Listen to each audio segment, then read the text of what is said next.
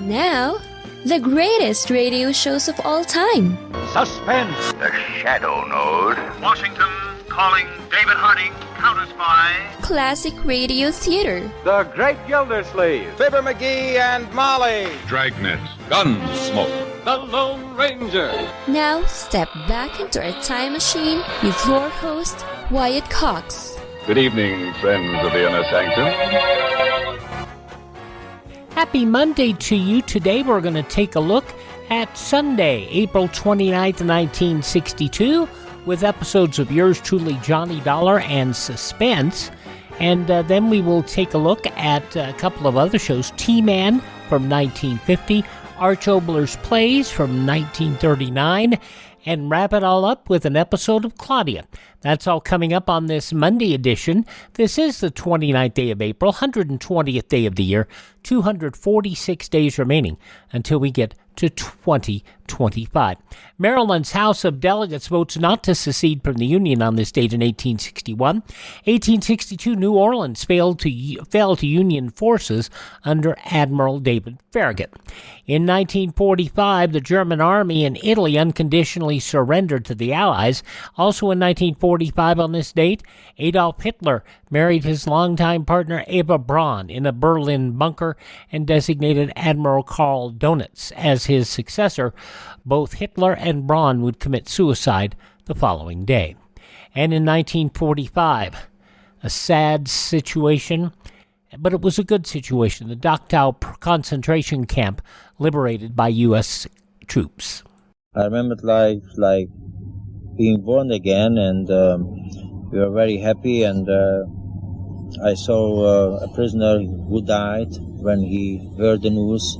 He couldn't get up, he couldn't move, and then he just fell over. Over 31,000 prisoners saved. In 1967, after refusing induction into the Army the day before, citing religious reasons, Muhammad Ali stripped of his boxing titles in 1967. 1970, U.S. South Vietnamese forces invaded Cambodia to hunt Viet Cong. In 1974, President Nixon announced the release of edited transcripts of White House tape recordings related to the Watergate scandal. The impeachment of a president is a remedy of last resort. It is the most solemn act of our entire constitutional process. Now, regardless of whether or not it succeeded, the action of the House in voting a formal accusation requiring trial by the Senate would put the nation through a wrenching ordeal it has endured only once in its lifetime, a century ago, and never since America has become a world power with global responsibilities. The impact of such an ordeal would be felt throughout the world, and it would have its effect on the lives of all Americans for many years to come. The House would approve impeachment proceedings on July 27th, and on August 8, 1974, President Nixon would resign. In 1975, Operation Frequent Wind in the Vietnam War, the last U.S. citizens began evacuating from Saigon prior to an expected North Vietnamese takeover. Oh, God. What's wrong? Oh, Jesus. Run over? Oh, no. A child has been run over. Oh, my God. Oh, a child has been run over. Oh, God. Panic has overtaken this evacuation procedure. We just run over a child. We've been driving around Saigon trying to get into Tan Son Nhut Airport. Now we're taken down to the port. There's a mob scene there. Vietnamese everywhere surrounding about trying to get on. In an effort to get away, we've run over a child. We ran right over the child's leg. And U.S. involvement in the Vietnam War would come to an end on this date in 1975. In 1988, the Orioles beat the Chicago White Sox 9-0 for their first 1988 win after 21 losses. Ground ball to second. Over to his right, fielding it Stanisic. Plenty of time, and he throws him out. And the Orioles have won it. And many in the crowd in Chicago applauding their efforts. And the Orioles now, many coming out of the dugout to form a line of congratulations for the first time in 1988. Not a particularly good year for the Orioles, but they recovered. Riots in Los Angeles on this date in 1992 following the acquittal of police officers charged with excessive force in the beating of Rodney King. Over the next 3 days, 53 people killed, hundreds of buildings were destroyed. This is a travesty. I mean, you saw that he was beaten very seriously, and he got away scot-free. They got away scot-free. I mean, it sent a message to the community, you're in trouble.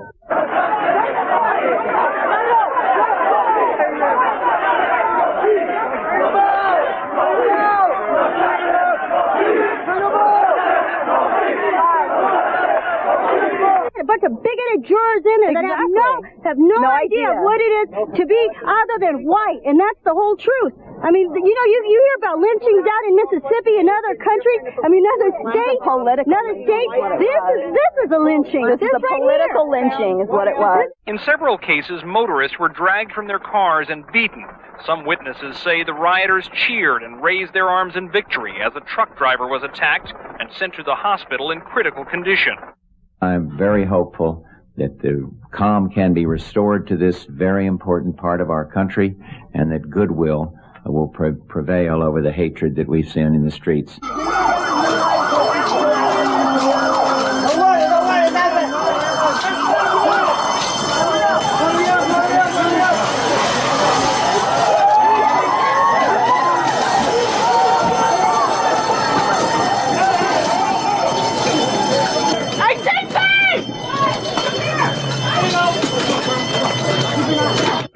Can't keep doing this. Killing and hurting innocent people. That's wrong. Whatever color you are, it's wrong. Wrong is wrong. Just want to say, can we all get along? Can we get along? The violence will end. Justice will be served. Hope will return. One of those voices needs to be heard again. Yes, you heard President George Herbert Walker Bush in there, appealing for peace and saying things will get better. But the person who was the target of the police beatings said it best. Rodney King. Just want to say, can we all get along? Can we get along? He did not like what happened in Los Angeles on this date back in 1992. And neither did anybody else. Rioting that destroys your own community, that's horrible. Now, in 1997, the Chemical Weapons Convention of 1993 entered into force, outlining the production, stockpiling, and use of chemical weapons among its signatories, among those who did not sign: North Korea, Russia, China. 2004, Dick Cheney, George W. Bush testified before the 9/11 Commission in a closed, unrecorded hearing in the Oval Office. 2004, Oldsmobile built its final car, ending 107 years of production. And in 2015, a baseball game between the Baltimore Orioles, remember him, we were talking about them a little earlier, and the Chicago White Sox set the all-time low attendance record for Major League Baseball. No fans in attendance. The game officially closed to the public due to the 2015 Baltimore riots, but the game went on. Passing away on this date in history, Alfred Hitchcock and columnist Mike Royko. Among those born on this date, Duke Ellington.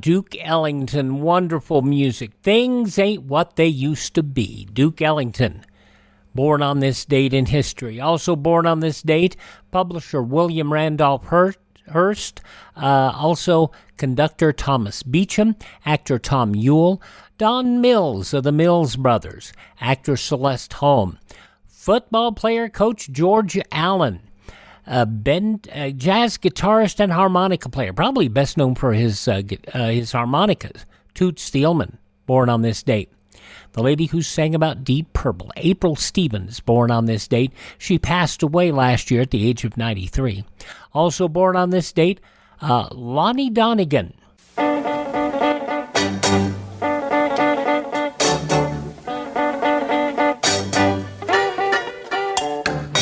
me, oh my, oh you, whatever shall I do? Hallelujah, the question is peculiar, I'd give a lot of dough. If only I could know the answer to my question. Is it yes or is it no? Does your chewing gum lose its flavor on the bedpost overnight? If your mother says don't chew it, do you swallow it in spite? Can you catch it on your tonsils? Can you heave it left and right? Does your chewing gum lose its flavor on the bedpost overnight? Yes, Lonnie Donegan, born on this date in history, along with poet-composer Rod McEwen, singer Tammy Terrell, and race car driver Dale Earnhardt. All those folks born on this date in history. Hi, this is Jeff Foxworthy. It is now time for the birthday announcements. The following people are now officially older than dirt. Happy 91st birthday to Willie Nelson. Larry on Three's Company. Richard Klein is 80. The first high school athlete to beat the 4-minute mile, 3 minutes 59.3 seconds in 1965, a record which, by the way, which stood for 36 years. And from 1996 to 2007, he was a Kansas congressman. Jim Ryan, 77 years old today, from Saturday Night Live. Nora Dunn is 72. Happy 70th birthday to Jerry Seinfeld. From Ryan's Hope and Star Trek Voyager, Kate Mulgrew is 69. British actor Daniel Day-Lewis, 67. Also, actress Michelle Pfeiffer, 66. The real Jan Brady, Eve Plum, is 66. The daughter of Brian Wilson, you remember her singing with Wilson Phillips, and she was a talk host for a period. Carney Wilson, 56. From Private Practice, Paul Adelstein is 55. From Pulp Fiction and Kill Bill, Uma Thurman, 54. From Smallville and ER, Sam Jones III is 41. And from 13 Reasons Why and Spontaneous, Catherine Langford is 28. And from his own group, Tommy James and the Shondells, Tommy James turns 77 today. 1969, maybe tomorrow, when he looks down on every green field, in every town, all of his children, in every nation.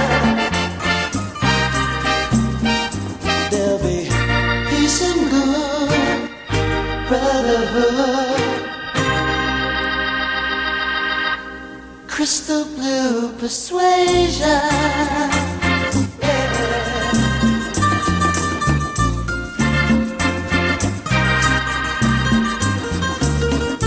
Crystal blue persuasion.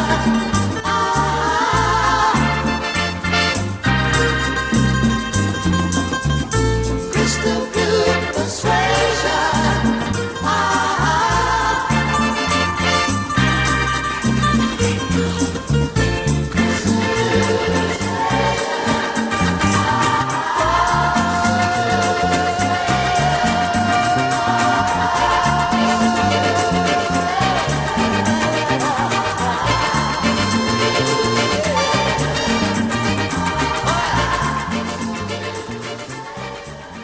They had lots of hits, but that was my favorite, especially for the spirituality of the song. Tommy James and the Shondells, 77 years old today. Those just a few of the people who celebrate the 29th day of April as their birthday. And if this is your birthday... Hi, we're the Four Freshmen, and we just want to say... Happy birthday to you.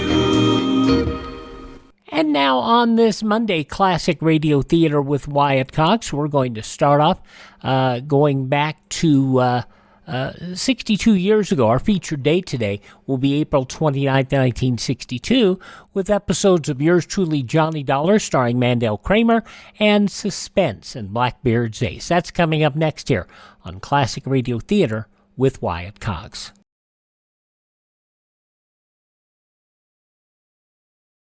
In times of economic uncertainty and chaos, your money means nothing. You may not even be able to get it from your bank or ATM. And the money you do have in the stock market will go down and down. What you can bank on is gold and silver. Gold and silver have been a reliable and trusted form of currency for thousands of years. Gold and silver have never been worth zero, and typically gold holds its value during economic turmoil. Call the Gold Hotline now and learn how to protect your money and your assets with gold and silver. And learn how to set up a new IRA or roll over your current one into a gold-backed IRA. Protect your money from the next market crash with gold and silver. Call now for your free gold guide. 800-515-6302. 800-515-6302. 800-515-6302. That's 800-515-6302. Now on Classic Radio Theater with Wyatt Cox on this Monday. Our target day today, our feature day, is Sunday, April 29th, 1962, and we'll hear an episode of Yours Truly, Johnny Dollar, starring the final Johnny Dollar, Mandel Kramer.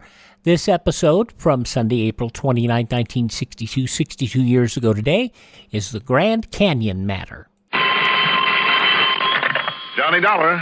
This is Bill Walker down here in New York. You know Northeast Indemnity Associates? Sure, I know. How are you, Bill? Oh, pretty good, pretty good. Johnny. Yeah? You ever seen the Grand Canyon? No, but I've always wanted to. Oh, why don't you? At this time of year? Isn't that usually on the summer run? Oh, ask anybody. Grand Canyon's beautiful this time of year. And as long as the company's ready, willing, and able to pay your expenses, how about it, Johnny? Okay, you've made the pitch. What's the trouble out there, Bill? Does the name Orloff mean anything to you? Sure, Ted Orloff, L.A. Office of Western Indemnity. I wish it were Ted. What? Oh, Johnny, I'm talking about Christy Orloff. No, never heard of him. Perhaps it's just as well. What do you mean by that, Billy? Well, it just happens that Christy Orloff, why don't you come on down here and let me give you the whole story? Okay, Billy, why not?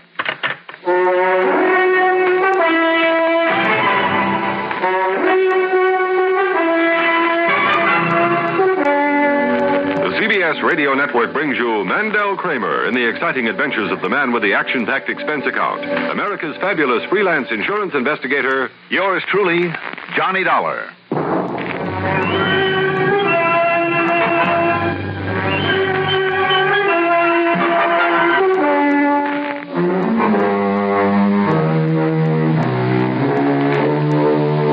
Expense account submitted by Special Investigator Johnny Dollar to Northeast Indemnity Associates, New York office. Following is an account of expenses incurred during my investigation of the Grand Canyon matter.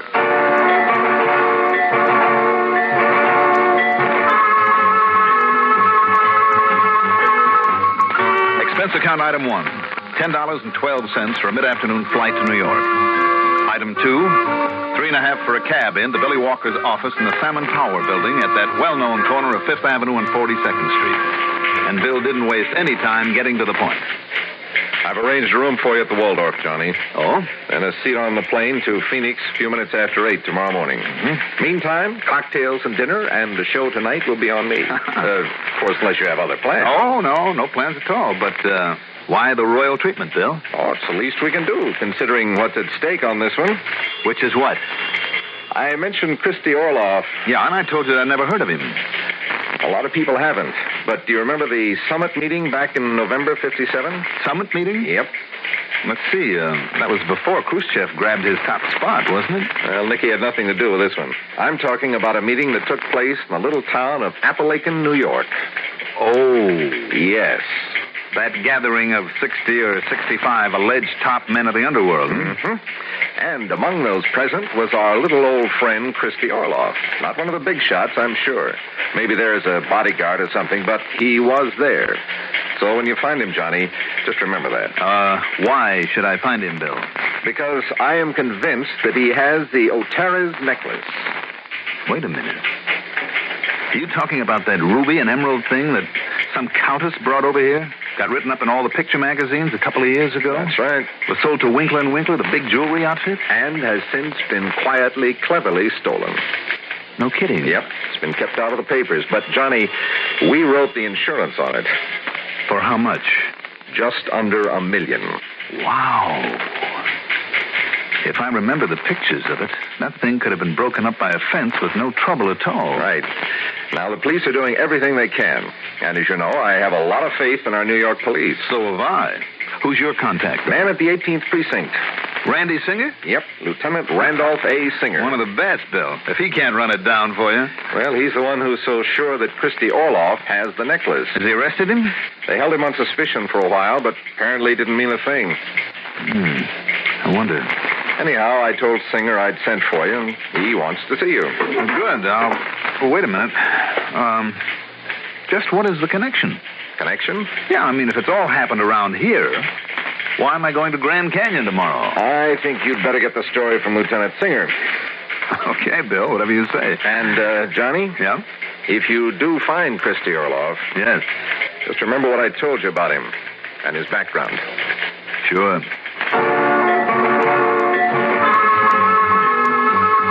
Item 3, a buck for a taxi across town to the 18th Precinct and a very brief visit with Randy Singer. Oh, son of a gun. I might have known some darn fool would drag you and Johnny so you can get in our way and make a general nuisance of yourself. All right. Now face up to it, Randy. If it weren't for my unselfish, unstinting help over the years, you might be doing the job that you're really suited for. Yeah, and what might that be? Pounding a beat. What else? My pal. But you're not going to be underfoot this time. Oh, how do you know? Because thanks to our usual efficiency in this department, plus my inspired leadership, we've already nabbed the two guys who actually made the heist. Oh? Izzy Frambler, Soapy Norton. Well, then where does Christy Orloff come in?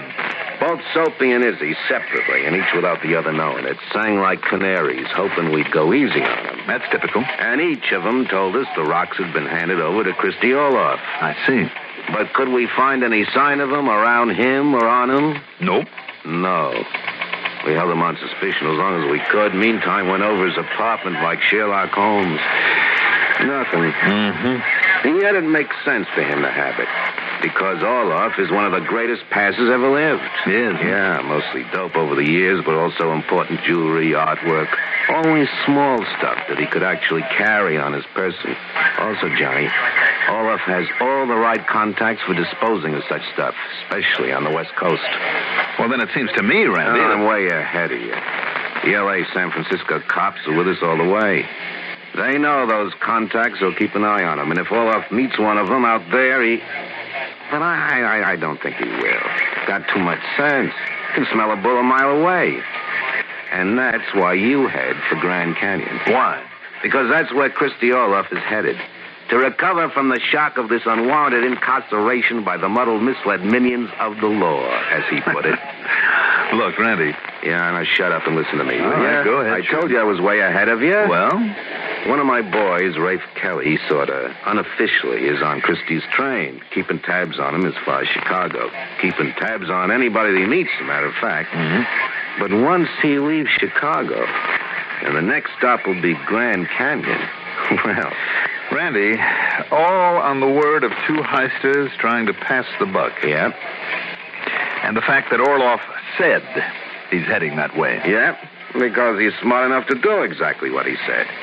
Oh, look, Johnny, I know him. I know him inside and out. Oh, you do? Oh, yes, sir. Why, you haven't been able to nail him down after all these years?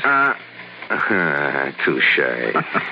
But, Johnny, I'm betting my bottom dollar that Grand Canyon's where he'll try to make us pass. But, Randy, if you didn't find the stones on him or at his place... Yeah, I know. Somehow, knowing him the way I do, I'm sure he'll somehow have them on him when the time comes to make the contact. What about his luggage on the train? Oh, yeah. Kelly telephoned me from Chicago only a couple hours ago. He went through it twice. Nothing. Randy, it seems to me Johnny, you need a vacation. Grand Canyon. Talk about a shot in the dark, though. Well, will you do it? Just for me? Just for old time's sake? No. Oh, now, listen, But Johnny. I will for one other reason. Yeah? It'll give me a free gander at the place. Which reminds me. Of what? Have you a description of Orloff that I can look at? Oh, yeah, right here. Complete, including the picture. Good, because if I... Wait a minute. You mean to tell me this sweet, harmless-looking little old man, this is Christy Orloff? Don't let it fool you, Johnny. If he catches on to who you are and why you're there, oh, believe me, Johnny, look out. All right, Randy. I'll take your word for it.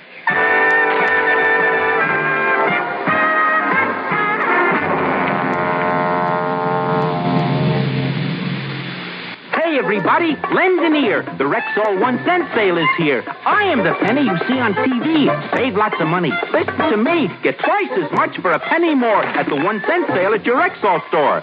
There are hundreds of bargains.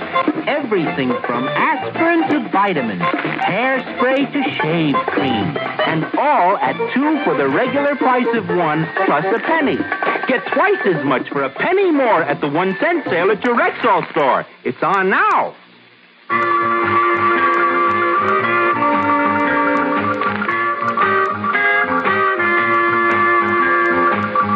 Expense account item 4.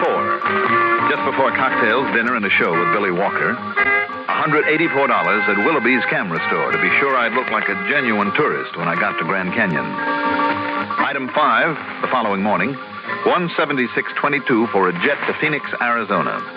Then after we sat down there, item 6, $50 deposit on a rental car.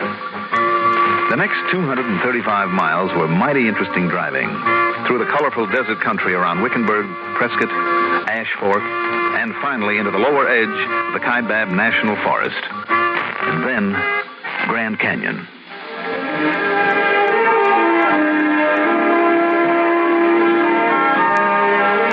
You know, a lot of words have been written about the canyon, about its appalling size and rugged beauty, its fantastic colors, always changing like a giant kaleidoscope that never stops moving and yet never repeats itself. The many hued spires and temples and buttes, whole ranges of mountains that jut up from this mile-deep chasm. The mighty Colorado sweeps along in its dash to the sea. Well, words simply can't begin to do it justice. And the tireless forces that have molded it. The river, the rain, the frost and snow and sun are still at work on this incredible sculpture. Amazing, beautiful, impressive, almost overpowering. As I finished signing my name on the register at the famous El Tovar Hotel, perched there above the canyon's rim, the clerk passed a telephone to me. Yes, sir. It's a call for you. Oh, thank you. Johnny Dollar. I told you I was right, Sunshine. Oh, Randy. Now listen. Go ahead. I got another call from Kelly. Yeah? Your little friend Orloff will arrive there by train sometime tomorrow morning. Good. Though I don't know whether I can stand your having been right for once. I'm always right. Oh, sure. Go on. Now listen. I'm listening. I also got a call from the cops out in L.A. about Ricky Fortino. Remember that hood? Narcotics, wasn't it? Uh-huh. Narcotics, jewelry, artwork, the black market in Europe, gold smuggling in Hong Kong. Just about anything big time you can think of. I'll try to phone you an ID on him later. All right, but what about him, Randy? He's taking a train out of L.A. to guess where? Here? Uh-huh. Now, why those guys travel by train when something's on the fly, I don't know. Maybe it doesn't attract as much attention as a plane flight. Anyhow, that means Fortino's going to be the receiver for that necklace. Certainly looks that way. And being here, he's clear of the L.A. police. Sure. When's he get here? I don't know. Probably not until after Orloff does. But what's the difference? Those two will take their time about making the pass anyway. So until they're certain they're in the clear, no tails on them. Right. So, there it is, Johnny. Go to it. But be careful, boy. Be careful. And all for the sake of building up that half-baked reputation of yours. Sure. Why not? You're a bum. Of course I am. All right, Randy. I'll be in touch.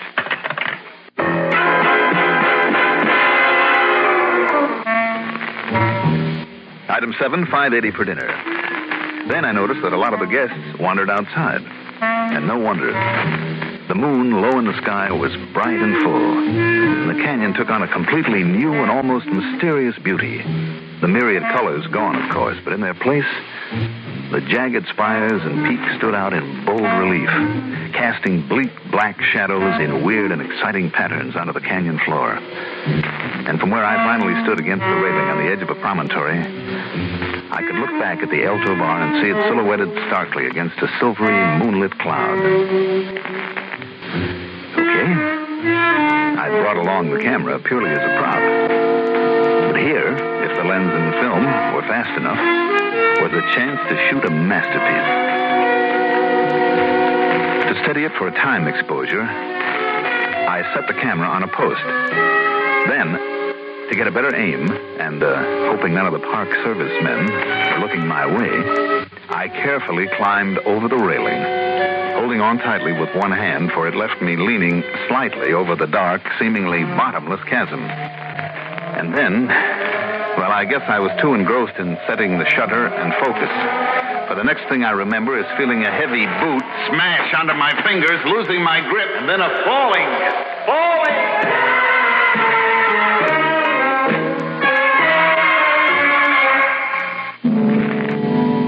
When I came to my senses, a little while later, I was tangled up in a bush beside a little trail not 20 feet below the spot from which I'd fallen. Believe me, I muttered a prayer of thanks. As I lay there, I suddenly realized that Randy was all wrong. That Orloff's contact from the coast, Ricky Fortino, had already arrived. And somehow had recognized me. So what if he didn't know my reason for being there? He might well suspect it. And it was obvious that he didn't like the idea of my being around. If only Randy had been able to give me a description of him. Anything, so I'd know who to look out for now. Wait a minute. If he thought I could recognize him, perhaps he'd stay out of my way. Until I could find out if Orloff was bringing the necklace. The next morning at breakfast, I carefully looked over the other guests in the hope of finding one of them surprised at seeing me still alive, but it was only a waste of time. All right, then. There was only one thing I could do. Stay as close to Christy Orloff when he got there as I possibly could. So from the time his train pulled in until dinner that evening, I was either watching the door of his room for a possible caller or within 50 feet of the gentle-looking little old man.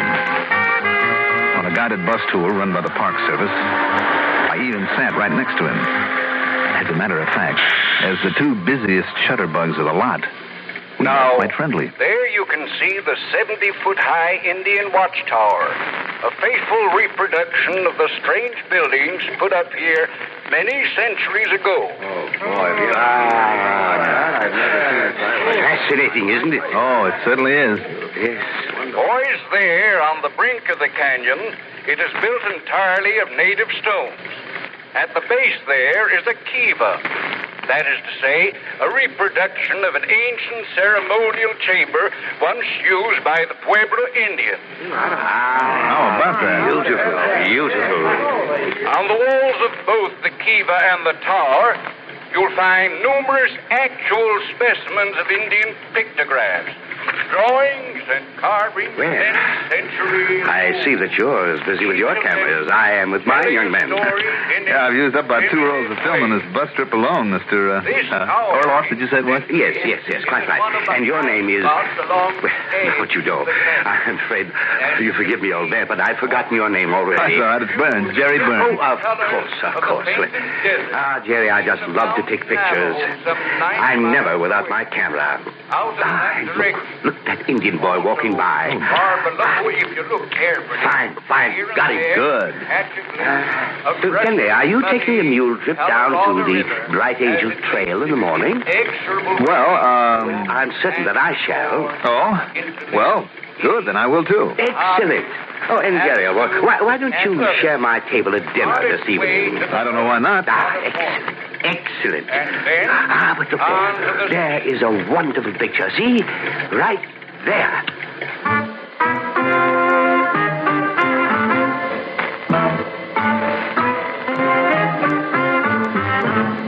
And then it hit me. His hiding place for the necklace. If, that is, Randy had been right, that he actually had it. Yes, the corniest, most obvious, and because it was so obvious, the best hiding place of all. In the one thing that he kept with him every minute. Except when he went to meals. No wonder Randy and his boys had missed it. And the tip-off? It was the fact that he must have snapped 70 or 80 pictures with that little camera, but without once changing the film. But I had to make sure. Item 8, back at the hotel. 380 for a call to Randy Singer. And you're sure that'll be the right time, Johnny? I'll make it the right time, Randy. Just be sure you keep him on the phone long enough to give me plenty of time. Okay, Johnny, okay. Now, don't let him out of your sight or Ricky Fortino will get to him as sure as guns. Don't you worry.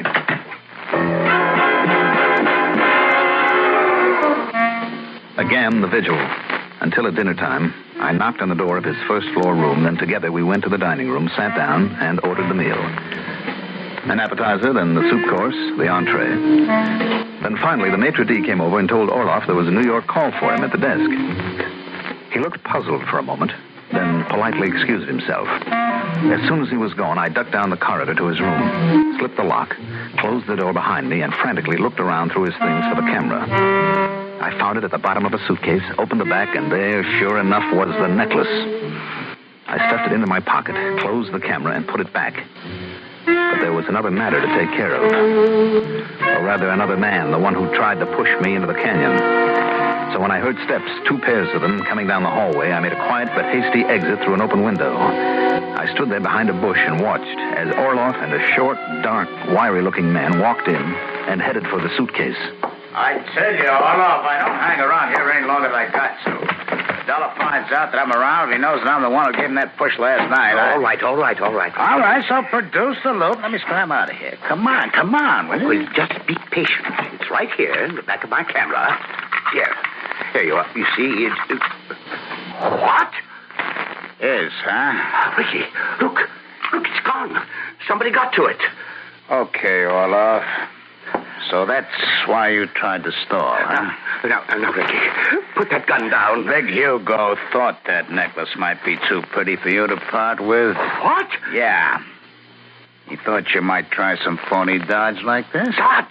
Make out like it got snatched from you? No, listen, Ricky. You know what he told me I should do if you did? Ricky! Yeah. This. No! One quick movement. From somewhere under his coat, Orloff pulled a gun and got off a shot. So did Fortino. And then...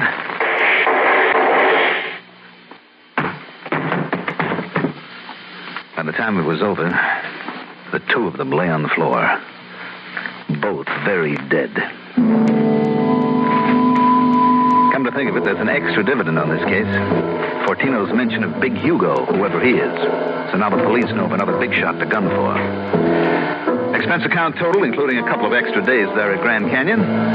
Oh, call it 5.5 bills. Yours truly, Johnny Dollar.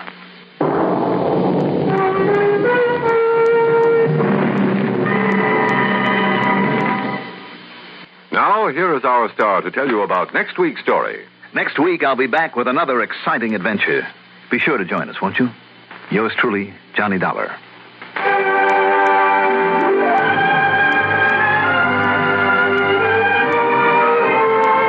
Yours truly, Johnny Dollar, is written by Jack Johnstone. Produced and directed by Bruno Zerato Jr. Music supervision by Ethel Huber. Sound patterns by Joseph Cabibbo. Johnny Dollar is played by Mandel Kramer. Also featured in our cast were Eugene Francis as Lieutenant Randy Singer, Casey Allen as Bill Walker, Arthur Cole as Christy Orloff, Ralph Bell as Ricky Fortino, Guy Rep as the Park Service Guide, and Sam Raskin as the hotel clerk. Be sure to join us next week, same time, same station, for another exciting story of yours truly, Johnny Dollar. This is Art Hanna speaking. There you have it. Coming up on the end of the run of yours truly, Johnny Dollar, the show would end on September 30th, 1962, which would signify the closing of the golden age of radio. And that's basically where we stop, although we have run some shows a little later on. I might bring up some Theater 5s, because there is a whole new effort of bringing up the ABC run from 67, 68 of a show called Theater 5. And maybe I'll find some of those to bring to you. Alrighty, we continue our look at this date 62 years ago, April 29, 1962, with a look at the news from that date 62 years ago today.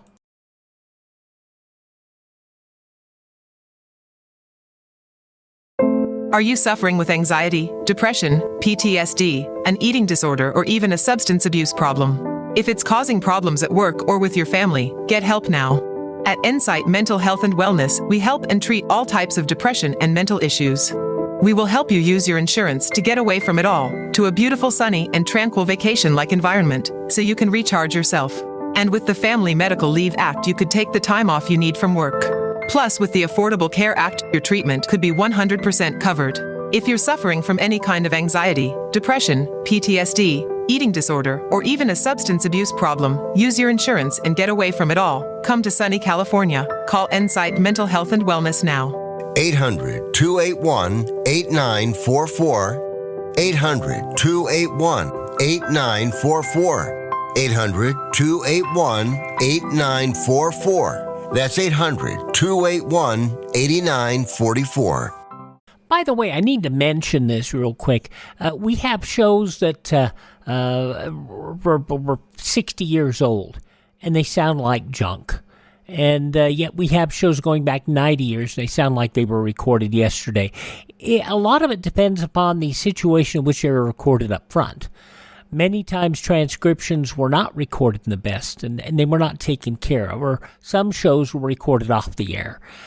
Some shows, just the copies weren't taken care of, and so there's only so much that restoration can do. Many of the transcriptions, and I feel compelled to mention Calling All Cars, because that's a show that we have been able to find some excellent transcriptions of that are going back almost 90 years.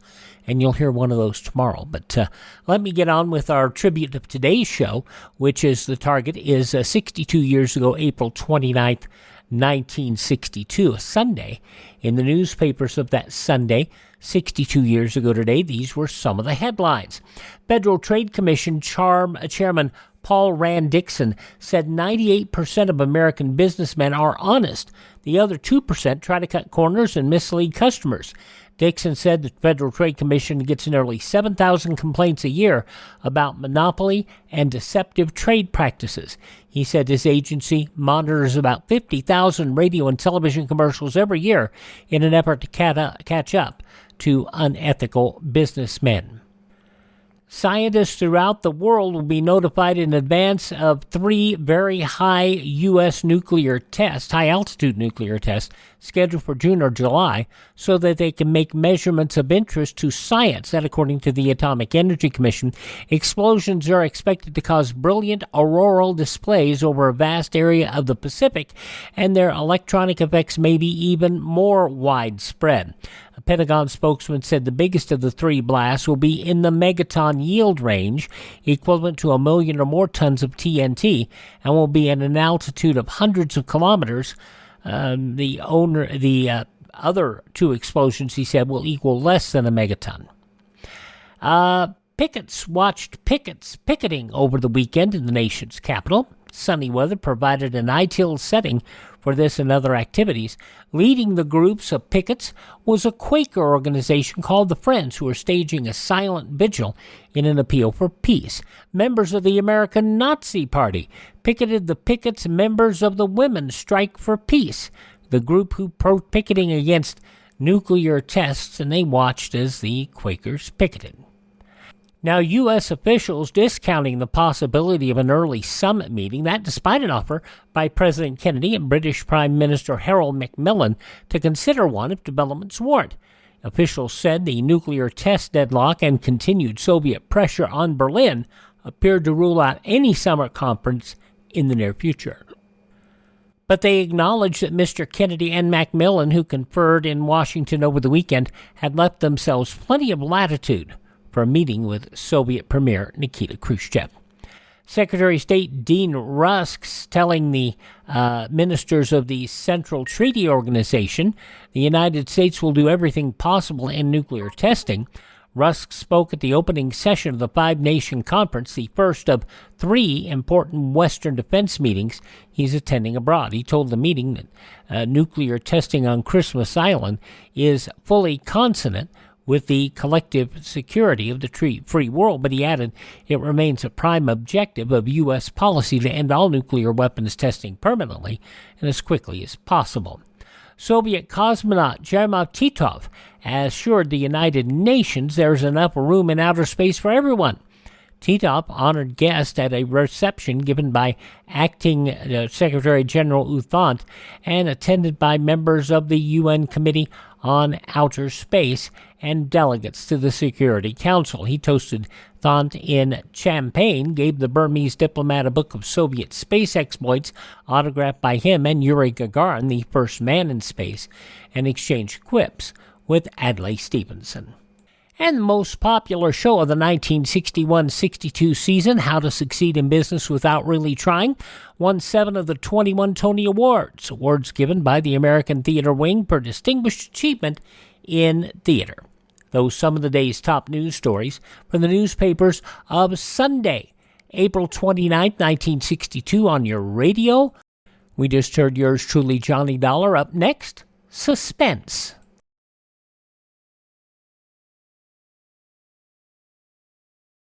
President Biden recently released a massive $6 trillion budget, the largest budget in U.S. history. And guess who pays the bill? That's right, you, the American taxpayer. American citizens and business owners will be paying more taxes. That's a fact. And if you owe back taxes, they will be coming after you to collect payments. In fact, President Biden also hired thousands more IRS agents to go after you. If you got a letter from the IRS and you know you owe back taxes or you haven't filed in years, don't put your head in the sand. Call us today. We've saved our customers millions of tax dollars. One quick, free phone call will show you how we can reduce your past tax bill and save you thousands. Guaranteed, or you pay nothing. Call now. 800-932-1431. 800-932-1431. That's 800-932-1431. Paid for by the Tax Helpline. Visit our webpage, classicradio.stream. Stream our shows on demand. Learn about building a classic radio collection of your own. You can find our social media links there. If you'd like to support us, there's some products for sale there, or you can buy me a copy. That'll help us acquire additional classic radio programs. Now on Classic Radio Theater with Wyatt Cox on this Monday, an episode of radio's outstanding theater of thrill Suspense from 62 years ago, April 29, 1962, Blackbeard's Ace, starring Ellen Rost and John Thomas. And now, a tale well calculated to keep you in suspense. In a moment, Act One of Blackbeard's Ace, starring Elaine Rost and John Thomas, and written especially for Suspense by Jack Buttram. This first portion of Suspense is brought to you by the makers of Marlboro cigarettes.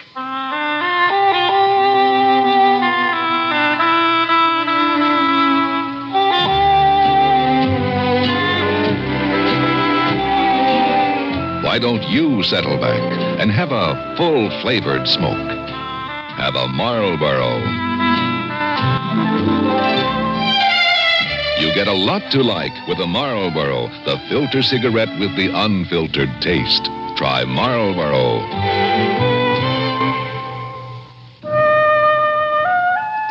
I had never believed in ESP, extrasensory perception. Oh, I had heard of universities conducting tests of this mental phenomenon, but their studies covered only those messages transmitted from one living subject to another.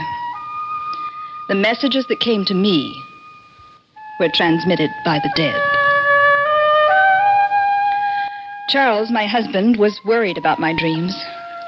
And after he finished his last book, he suggested a rest for the two of us on the Carolina coast. Margot, you remember Aunt Ida? She lives down on the coast near Charleston. What about her? Well, she's invited us to vacation in a seacoast cabin she has in her hands. Sound good? Oh, well, I don't know, Charles. You think we should? With your writing and all, I just have the feeling... Oh, come on, Margot. She says she can't get a buyer, and the place is just standing idle, so let's go. Well, All right, honey. But you remember the last time we went away. I had that awful dream. Now, dearest, the doctor said those dreams were all cured. You're as good as new. Charles, they weren't dreams. They were real. They happened. I know they did. All right, whatever they were, they're all gone now. And you do need a change. All right, dear. I'll go if you really want me to. That's my girl. Well, we can start packing right away. I'll get my typewriter. Did you get those books from the library? Yes, I put them on your desk. Oh, yes, I see them. What about these? The Lore of Piracy and Rascals of the Spanish Main. Where'd you get these? I don't really know, Charles. I just saw them on the shelf and picked them up. They just seemed interesting. I just sort of felt I wanted to read them. Uh-huh. Well, they might come in handy at that. That section of the coast is full of pirate stories. We'll probably need a handbook to know one pirate from another. I won't need a book. No, Charles. I'll know them. I'm sure I'll know them. Now, how'd you folks happen to buy this place? Well, we're not buying it, Jed. You see, my aunt acquired this place. What do they call it? Teach's Cove? Yes, Teach's Cove. Well, she bought it along with some other property about a year ago. That'd be right after old Hurd died. Old Hurd? Yeah, Hurd Simpson. His fella used to own the cove. Right queer old gent. He lived out here all alone. Yeah, I reckon his land went up for taxes right after the accident. He died in an accident? Well, the official report said accident. Most folks around here got their own ideas. Like what? Well, I saw it myself, and I don't think it was no accident. I usually brought out Hurd's weekly groceries, and when I come out one Saturday morning, he wasn't nowhere about. And I sat and waited a spell, but after a while, I got suspecting, so I gets to looking around, and I finds this little trickle coming out from under the door. Looked like somebody dropped a jar of preserves, but it was blood. Oh, no. Well, I busted in the door and found old Hurd dead as a hammer. Terrible cut. Oh. That's right, ma'am. Wasn't no sight for a lady. The sheriff, he come out and marked it down as an accident because the doors and windows were locked from the inside.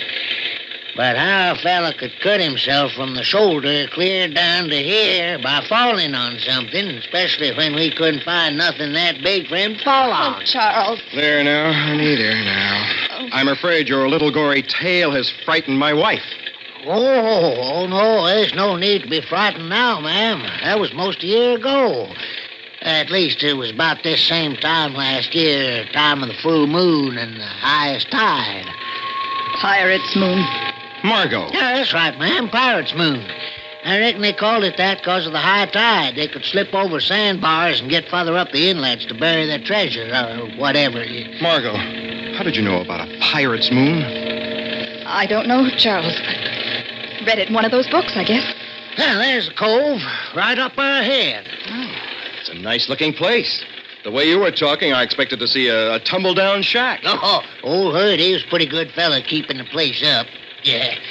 Well, here we are. Certainly is deserted country. We didn't see a single soul on the way out here. Well, I guess I better help you get set up, huh? I'll unlock the door if you can start bringing in the bags. Yes, hurry. Get in before dark. I don't know why, but I just knew we must be inside the cabin with the door locked before dark. There was something that would not be quiet, something inside my brain that was trying to speak to me. I had to shut it out of my mind. Well, that ought to do it. Hope you folks are comfortable. Thank you, Jed, for all your help. That's all right, ma'am. Here, I'll pay you and see you off. Goodbye, ma'am. Goodbye, Jed. Thanks again.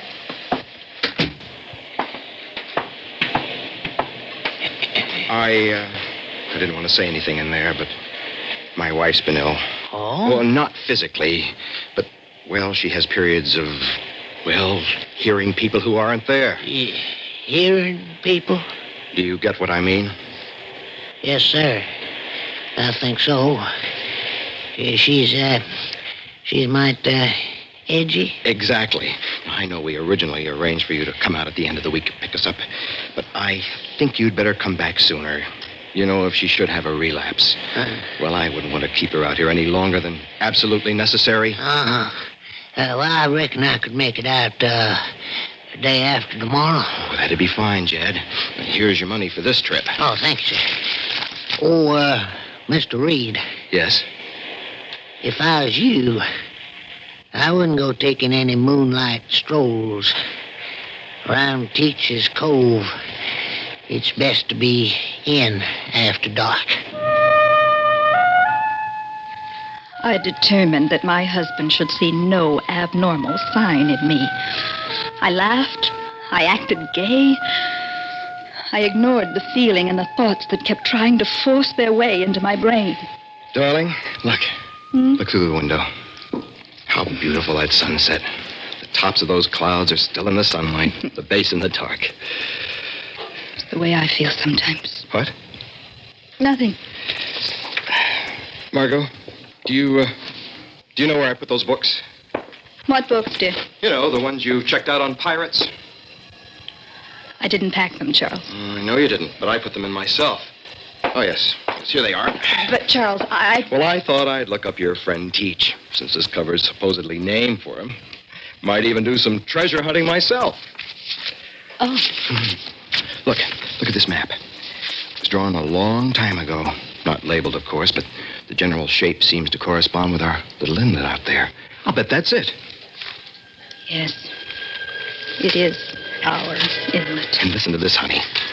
Edward Teach, better known as Blackbeard, was a giant of a man standing well over 6 feet and weighing nearly 300 pounds. He was killed in a furious fight in an inlet on the Carolina coast. The secret of his supposed hidden treasure went with him into oblivion. Doesn't that sound exciting? What was that? What was what? I thought I heard a squeaking. Rhythmic. Like an oarlock. As if someone were rowing. I didn't hear anything. But I'll look. Well, can't see anything now. Must have been your imagination. Oh, let's see, where was I? Oh, yes, right here. His favorite weapon was a cutlass, which could inflict a horrible wound at one blow. There are probably many shallow graves along the coast that attest to Blackbeard's double insurance when concealing treasure. It's interesting, don't you think, dear? I think it's horrible. Can't you just see it? The treasure's buried. The men start to fill up the gap. But before they can, the giant cutlass flashes twice in the moonlight.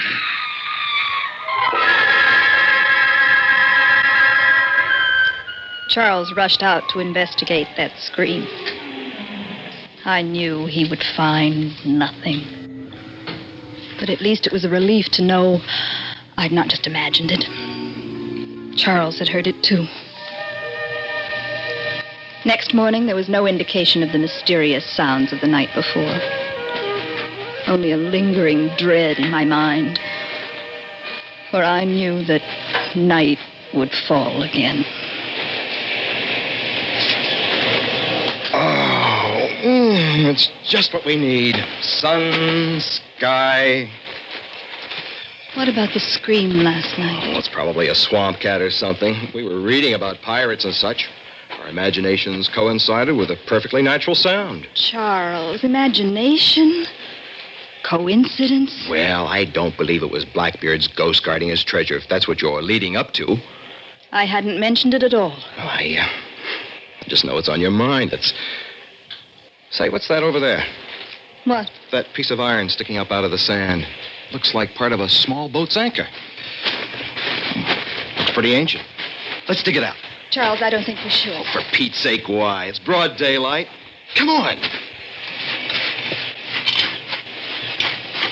What's this? Looks like a piece of ivory. Heart-shaped. Black diamond shape inlaid in the middle. You ever see anything like it? No, Charles. I wonder if it's valuable. It's a funny little thing. Just one hole in it down near the point of the heart. It's evil, Charles. It's evil. Throw it away. Oh, Margot, don't get excited over a little bit of ivory. It might be valuable, that's all. Evil, Charles. It's evil. Evil. Evil. A planchette. A planchette. What? It's an ivory planchette. Used to communicate with the dead. Take it easy, honey. The small hole is for the insertion of a writing instrument. There are 2 small casters attached to it. You place it on a piece of paper, let the hands rest lightly on top, and it writes messages. Evil messages. Evil. Evil. Here, darling. Lie down on the bed. Here's something to drink. It'll help you rest. Make you feel better. There now. Now, what kind of evil messages are you worried about? What? You were just telling me about messages from the dead. What were they? I don't remember. Well, you just said something about this planchette, right? You don't remember, do you? No. I really don't know what you're talking about. It's like I blacked out for a moment. Well, let's see if you were right about that thing. I'll look it up in that pirate book of yours. Let's see, glossary. Pirate, type plane. Oh, yes, here. Planchette used in a form of automatism. Especially believed to be used in communication with the dead. You're right, Margot. Absolutely right. Well, by golly, we're going to try. No, Charles. It's evil. I know that, too. It's evil. There, baby. Now you just go to sleep. You get some rest now. Charles. That's my girl. You'll sleep for a few hours. Well, now, maybe the planchette will tell me where Blackbeard's treasure lies. That is, unless his ghost is still guarding it.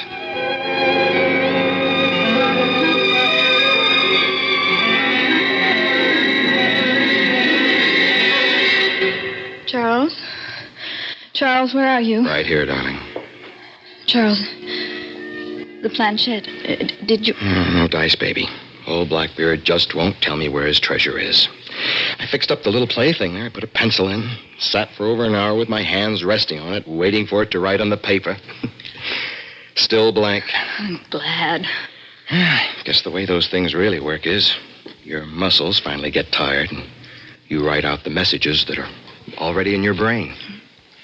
Maybe so, Charles. But how do the messages get in your brain in the first place? Don't ask me. Ask old Blackbeard. You hungry? No, not very. You've been sleeping all afternoon. It's already dark. Is the moon up yet? It should be full tonight. Why, I hadn't noticed. Why? You said it wasn't quite full last night. Tonight must be the pirate's moon, with the highest tide. Good night for reclaiming buried treasure. Yes, I guess so. I guess I will fix a little something. You had dinner yet? Just a snack. Now, let's see. Where did I put that? Where did this come from? A cutlass. Did Charles put this here to scare me? Does he want to drive me out of my mind? I won't make a scene. I'll just ignore it like it wasn't even there. I won't even mention it. Charles? Did you hear it? What, dear? That sound again. Like the rowing we heard last night. Just before the scream. No, Margot. You're really letting this thing get too big a hold on you. You didn't hear it? I didn't hear a thing. I won't then either. I won't imagine I heard anything. He's trying again. Trying to make me think thoughts that don't belong to me. Telling me I'm hearing things. Oh, Charles. Charles. Well, think I'll turn in early tonight. Oh, boy. City boys like me get tired pretty quick in the outdoors. Yes, it's a good idea, Charles. You need some rest. Yes. You need a rest. After tramping around this afternoon while I was asleep, finding that cutlass, putting it in here to make me think I'm going crazy. Yes. Yes, you sleep. Where is that planchette? Oh, yes, here. Put in the pencil. Now, on the paper.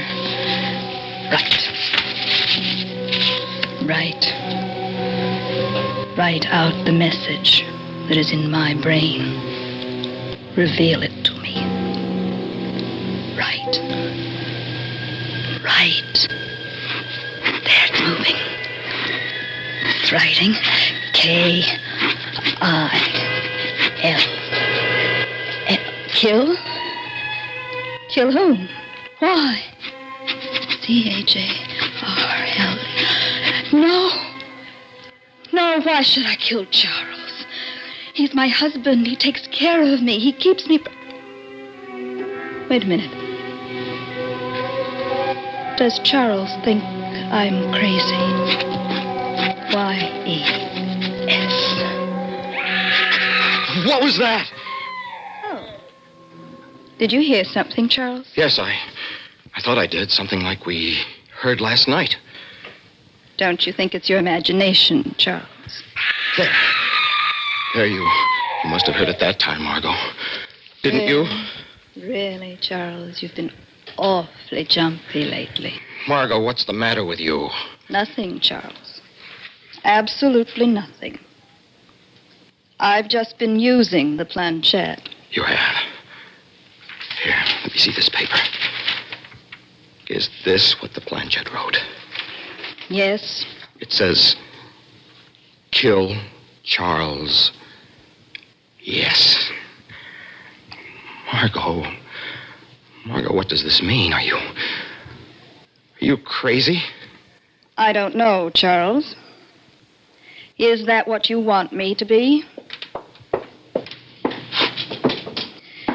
Did you put this in the kitchen so I would think Blackbeard had been here? Margot, what are you doing with that thing? Put it down. You could hurt yourself. Do you want me to say I'm crazy, Charles? Do you want me to say that I've been talking to Blackbeard and he wants me to keep you from disturbing his treasure? Is that what you want me to say, Charles? I don't... Margot, stay back. Put that down. Margot!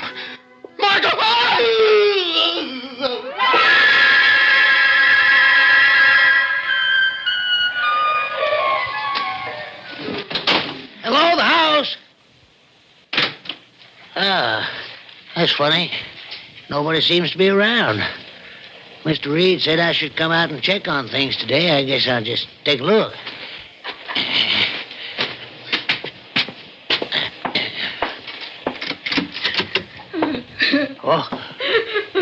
Oh, Lord, look at that. Now, there, Miss Reed. There now. I'm here to help you. No use to cry no more right now. Oh, Jen, it's horrible. Yes, ma'am. It sure is. Now, come on, let's go outside, away from all this, huh? Now, why don't you tell me all about it, huh? How it happened? I don't know. The last thing I remember, yesterday, Charles gave me a sedative to make me sleep. I had horrible nightmares all about blood. Then this morning I woke and found this. Now, ma'am, it won't do no good to cry no more. It sure is terrible. Terrible cut. What? Terrible cut your husband had there. Terrible, just like the one Hurd had. Hurts him? Yes, ma'am. Of course, you wouldn't know it unless you seen them both like I have, but them cuts are almost identical. Exactly alike. What's that you're hanging on to? This? Yeah. I don't know. We found it on the beach yesterday. Yeah. That's mighty hard to explain. Old Herd had one of them things, too. He did? Yeah. Practically had to pry his fingers off of it. Funny little things, ain't they? But I thought I thought mine was the only one. Oh, no, ma'am. Some kind of gambling ship, I reckon, sunk out there a couple of years ago, and ever since then, them things been washing ashore. Then they're not valuable as antiques or anything. Oh, shucks, no, ma'am. They got so plentiful around here, folks got to calling them Blackbeard's Ace. Not much use to them, I reckon. No, Jed. Not much use. Not much use to him at all. Except to Blackbeard.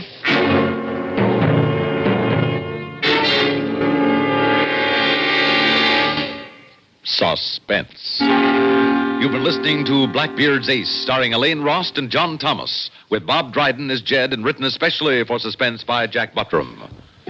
Suspense is produced and directed by Bruno Zerato Jr., music supervision by Ethel Huber, sound patterns by Joe Cabibbo. Listen again next week when we return with The Second Door, written by Robert Reddick, another tale well calculated to keep you in suspense. Betty Furness talks about the Seattle World's Fair tomorrow on the CBS Radio Network. If that name Bruno Zerato Jr. doesn't mean much to you, it might if you're into game shows. He was a producer for many game shows, including To Tell the Truth on CBS through much of the 1950s and 60s. Suspense 62 years ago from April 29th, 1962. All right, coming up next, tomorrow, by the way, on Classic Radio Theater on our Tuesday edition, I Was a Communist for the FBI, Calling All Cars, The Adventures of Sherlock Holmes, The Saint, and Superman. But coming up next, Dennis O'Keefe in T-Man.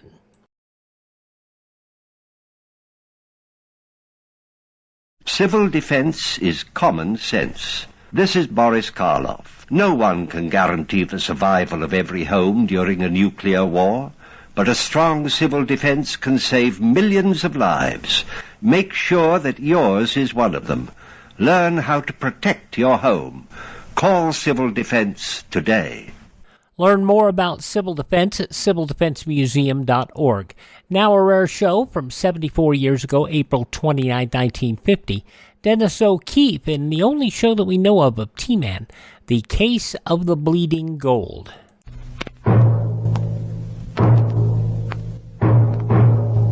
T-Man, starring Dennis O'Keefe.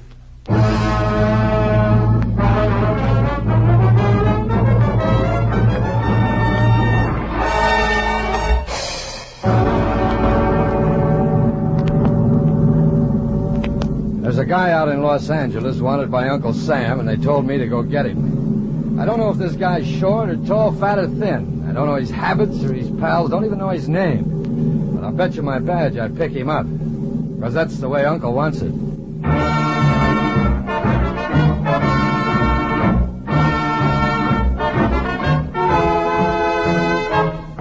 With Dennis O'Keefe, starred as Agent Dan O'Brien, we bring you another story on the relentless war against crime, fought by the agents of the Treasury Department. A war in the public interest, fought by T-Men.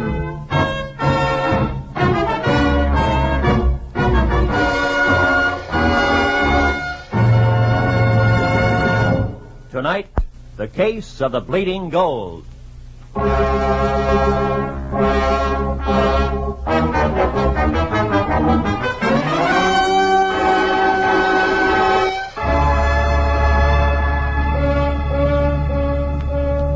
What turned out to be the first break in the Bleeding Gold case came on April 6, 1950 at 3 a.m. Eastern Standard Time. But it didn't start in Washington. It started all the way across the country on a dark street in Los Angeles, California.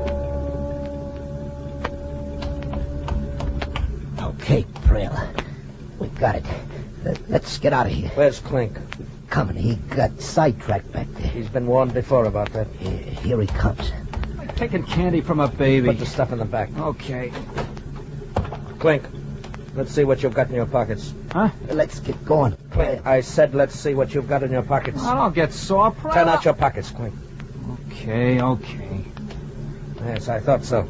It's a pretty necklace, Clink. Yeah, that's why I... You know the orders. Gold jewelry. No stones, no diamonds, rubies, sapphires, and no pearls. Stones can be traced. We want gold, just plain gold. But I thought Put that necklace back where you found it. Back? In the store. Now. Okay. I'm taking it back. Shut the door, Brownie. Yeah. Gonna leave Clink here? Yes. But he's taking the stuff back. Yes, but for the last time. And that doorway makes a nice frame.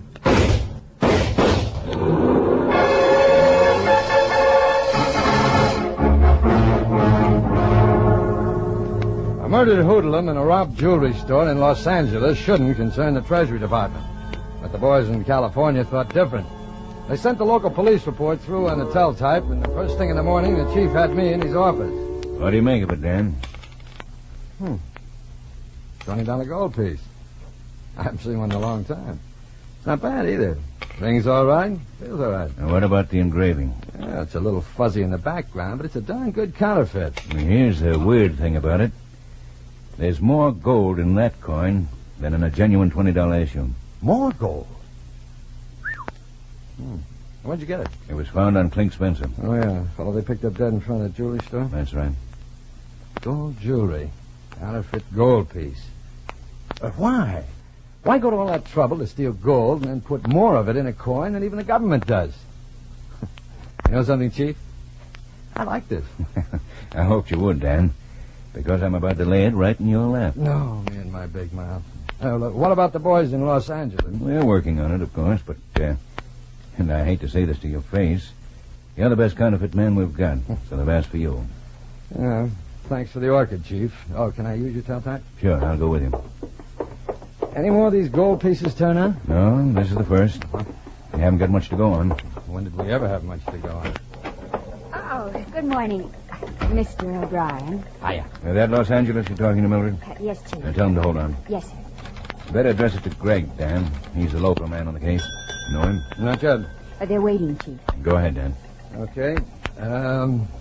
Greg from O'Brien, read gold jewelry, thieves, and or counterfeiters. Am flying to L.A. end of week. Meet unsavory character. That'll be me, O'Brien. Pershing Square, make it Saturday noon. Saturday noon? Yeah. First bench on left as you enter from 6th Street. You will be reading the New York News.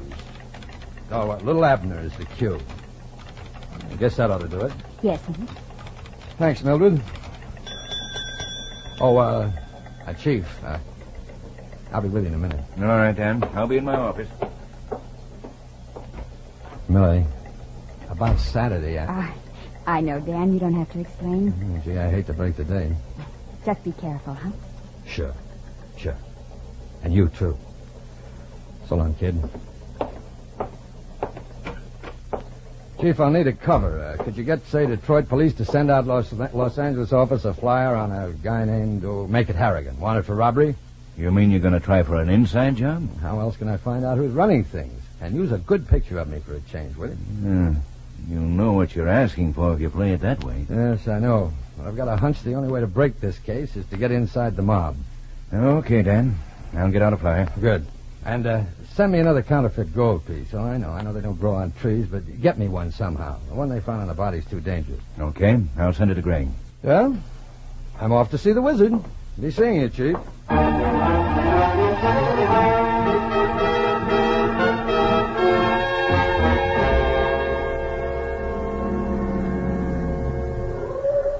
Okay, mister, here's Pershing Square, the 6th Street side. I thought Los Angeles was supposed to be the city of sunshine. Hey, mister, ain't you never heard of the smog? Yeah, thanks. Oh, thank you.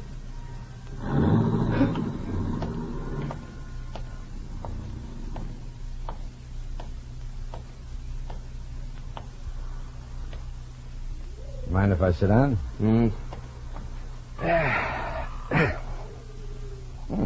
See, you're reading the New York News. Good paper, isn't it? How's little Abner doing today? He's in trouble. How are things, O'Brien? Name's Harrigan now. Hood from Detroit. Right. What's the plan? Try to get inside of this thing. Maybe a one-way street. I know, Greg. But I've got to find out who's at the other end. What can you give me? Nothing that we haven't already sent to Washington. Nothing new? No. Where are you staying? I checked in the same hotel the dead hoodlum lived in, the Riverside. Good spot. Might pick up something there. Anything for me to know? Detroit police is sending out a flyer with my face on it. When it comes, you might have the local boys drop a few around here and there.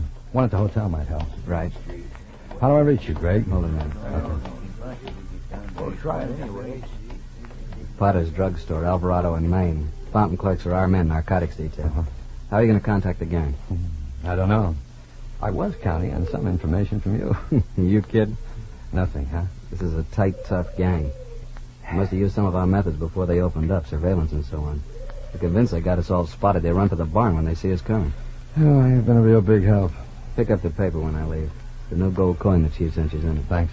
I have to go now. Stay put and watch your pigeons till I get clear. Happy landing.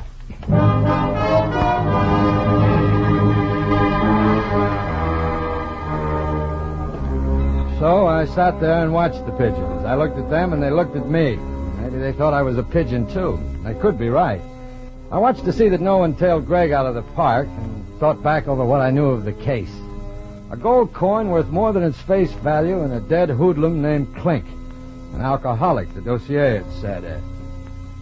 An alcoholic. If Klink was a booze fighter, he probably had a favorite spot. A hangout, maybe close to the Riverside Hotel. Maybe.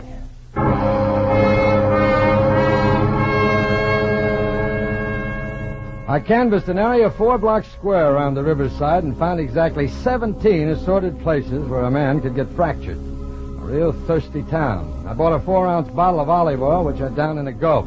I figured I needed a base for my operation.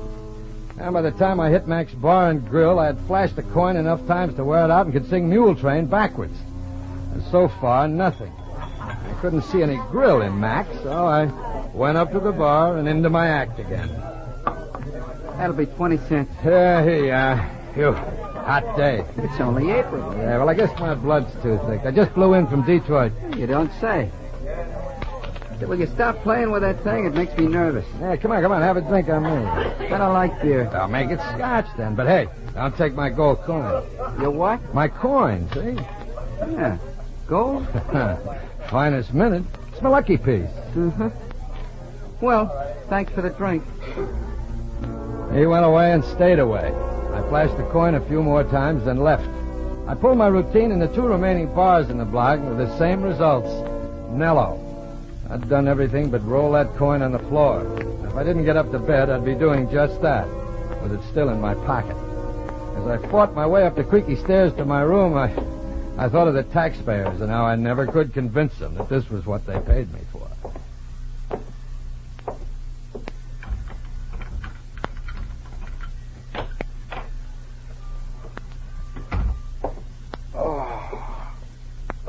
All right, take him down.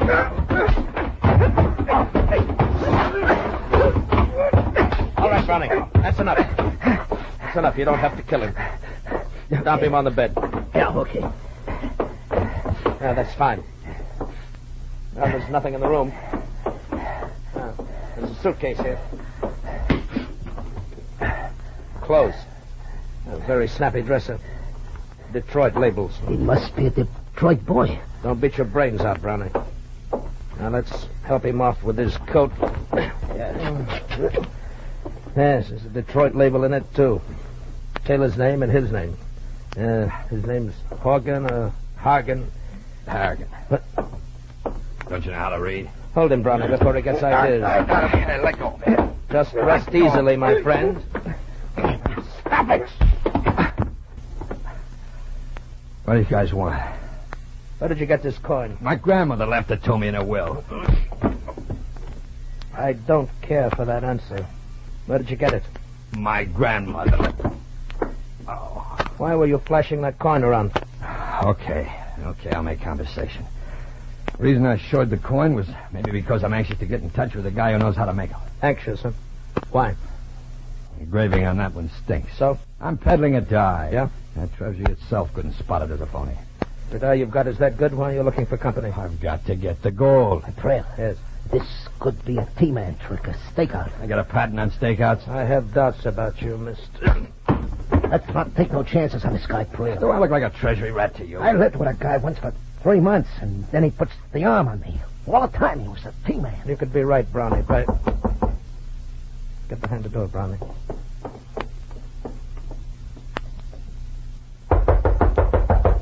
Answer him. Who's there? Pasquale, Dazzler. All right, open the door, Harrigan. And remember, we can see every move. Yeah? There was a cop downstairs just now. Let's say. What about him? He was looking for a man named Harrigan. There you go. My name's Johnson. You know that. I signed the register. This cop, he shows me this official paper with your picture on it. Wants to know if you're here. Let me see. I said nothing, senor. Of course, he may be back. Perhaps, Oh, no, okay. Here's a 10. Now get out of here and keep your mouth shut. Pleasure, senor. A pleasure. Here, let me see that. Wanted flyer. It's got Baby's name and picture on it, all right. The Detroit police would like to get in touch with Baby. What's the beef, Prill? Armed robbery, jailbreak. Now maybe we can stop going around in circles and get down to business, Mr. Prale. Yes, perhaps we can. Be outside the hotel at 7 tonight if you really have something to sell. Come on, Brownie. I'll be there. Goodbye, Mr. Harrigan.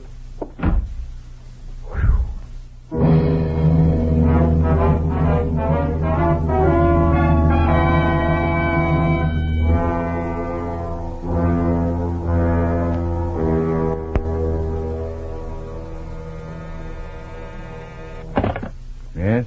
Los Angeles calling, Chief. Mr. Gregg. Okay. Go ahead, Greg. O'Brien contacted me through the drugstore, Chief. Needs a set of dyes, good ones. Guys, what for? I don't know, he's got some idea or other, wants them fast. $20 gold? Yes, sir. Also a counterfeit coin made from those dyes. The best set we've got are those made by Anton Bauman. Bauman's been in jail for 10 years. Should be safe enough. You'll get him to O'Brien? Right, but rush him, Chief. You'll have him in the morning. What's the setup? He's made contact with a couple of hoods named Prale and Brownie. Mm-hmm. Claims he's got a perfect set of dyes, so they're taking him to meet the higher-ups tonight. I see. He'll have to stall him till he gets the dyes. Where he goes from there's anybody's guess.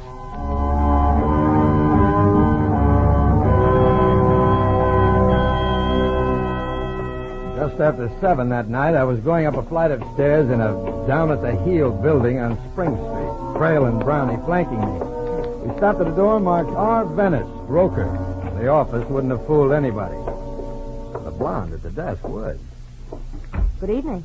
Well, hello. Carla, is Mr. Venice in? He's on the telephone. Be through in a minute. Hey, you boys got a nice layout here. You count in the secretary. Sit down, Harrigan. Thanks. Oh, say, don't you think you ought to speak to your cleaning woman? His chair's a little dusty. I've been meaning to take care of that. Mm-hmm. At the same time, you might tear a couple of sheets off your calendar. It's April, sweetheart, not February. Some clown. Think it'll be 2 more months before you use this office again? I'll tell Mr. Venice you're here. You talk a lot, Harrigan. Mr. Venice, Mr. Harrigan's here with Mr. Prale and Mr. Brown. Thank you, Carla. Come in, boys. Well, you can stay too, Carla. Oh, after you, Mr. Prale. And, Mr. Brown. Some clown. Sit down, boys. Make yourselves comfortable. All right. Well, now, we don't have to stand on any ceremony, do we, Harrigan? Let's have a look at that gold piece, Prale. Thank you. Mm-hmm. Not one of ours, but lovely. Fine piece of work. Oh, that gold piece is just experimental. I got a set of dyes that'll beat that one 4 ways from Sunday. Well, now, Harrigan, are we just supposed to take your word that your dyes are good? The Treasury Department itself couldn't spot them. If they're that good, why not use them yourself? You've got a point, Harrigan. Well, why do you want to sell? A set of dyes is one thing. Getting the gold to put into them is something else again. And when do we see the set of dyes? When I see the gold. What happens if when we see them, we don't like them? Well, I'll have to look someplace else for the gold. Oh, Paul Miller will have to okay them first. Miller? No, our technician. He's a hard man to please. Okay. Well, where do I find this Miller? Mr. Prale will attend to that. However, for your own sake, Harrigan, I trust those dyes of yours are as good as you say they are. There's only one thing wrong with them, Mr. Venice. Oh? They're hungry. For gold. And speaking of hunger, I've got a date for dinner. Huh? Goodbye, everybody. I'll see you out, Mr. Harrigan. Thanks. Look, Venice, I don't think... That date I have for dinner with myself. Oh, I should get a reservation for one more. I work here, remember? And since the cleaning woman doesn't come in on Saturdays, I have a lot of dusting to do. Oh, it's a shame. A beautiful girl like you has to do all the dirty work. Yes, isn't it? Maybe some other time, huh? Could be, Mr. Harrigan. Could be.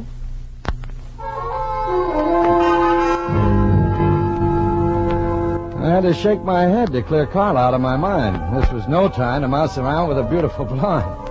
I caught a taxi and cruised around the block a couple of times to make sure I wasn't followed. Then had him drop me at the Quatter drugstore. I ordered coffee, and when the clerk brought it, he mopped up the counter with a bar towel. When he lifted the towel, a small package was beside my hand.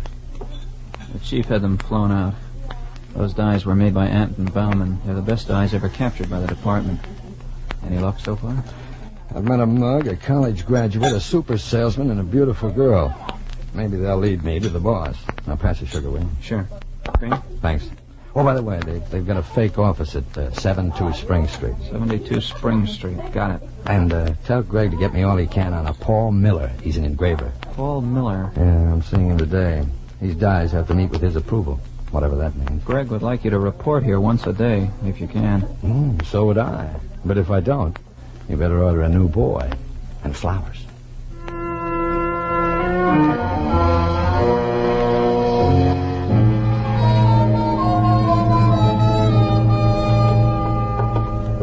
So this is where we meet the famous Miller, in the same tired, dusty office of one R. Venice broker. That's right.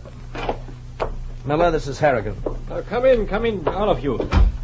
Brownie, stay there by the door. Hale, you and Harrigan come over to the window. Now, Mr. Harrigan, the dyes, if you please. Sorry, Mr. Miller, I didn't bring them with me. Then what are you doing here? I told Venice and all of you that you can see the dyes when I see the gold. If I know you people have the metal, maybe we can go into business together. In the meantime, here's a sample. Lead. I know, but look at the engraving. Not bad. Not bad at all. That's a very cautious appraisal. Whoever did this was very good, Harrigan. But don't you know that the Secret Service has a file on every engraver in the United States? That's what makes this so good. The man who did this isn't in the files. He's a refugee, a Hungarian named Harthy, in this country illegally. How did you get to him? Well, I was overseas 3 years ago. Met him then. So you were abroad. Why did you tell me this, pray? He didn't tell me he was overseas. What does it matter to you if I was in Europe? Never mind. I'm satisfied with this engraving, Harrigan. But I'll have to see the dyes before the boss will come to any terms. Brownie, you stay here and wait for Mr. Venders and Carla. And Prale, you stick with Harrigan and make sure he delivers the dyes to us on the yacht tonight. Okay, Miller. Come on, Harrigan.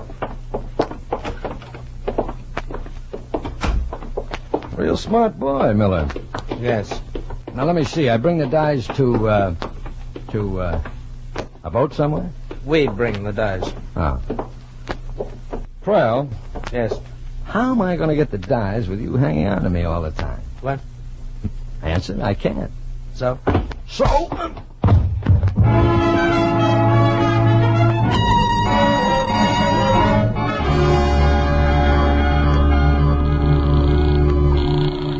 Come on, answer. Treasury Department. Let me speak to Greg, quick. Mr. Gregg, just a moment, please. Come on. Greg, this is O'Brien. I haven't got much time. you shouldn't be taking a chance like this using the telephone. I know. Now get this fast. I'm in the lobby of the Riverside Hotel, and I've got one of the dyes in my pocket. Yeah. The other face is upstairs in my room, taped to the bottom of the wash bowl. Get it? Right. I'm on my way back now to that Spring Street office. I walked out on them, so the reception's liable to be hot. If I can work it, we'll all be heading for the waterfront, a yacht somewhere or other within an hour. Okay. I haven't got a gun, but I'll try and draw a shot if I can flush the boss. And you have the harbor patrol cover every yacht basin. On the shot, they move in.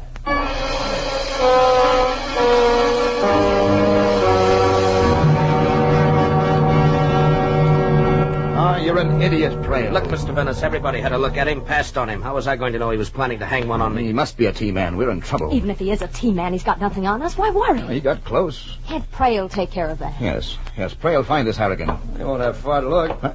Harrigan. What's all the excitement about? Why did you select Prale and duck out? I didn't want him to know where I kept the other dye. The other die? Yeah, the other die. I brought only the face die, not the back. Why? My name's not Santa Claus, Mr. Venice. I'm holding on to the other die for insurance. Miller ought to be able to okay the deal with one of the dies in his hand. The other one I keep. Till when?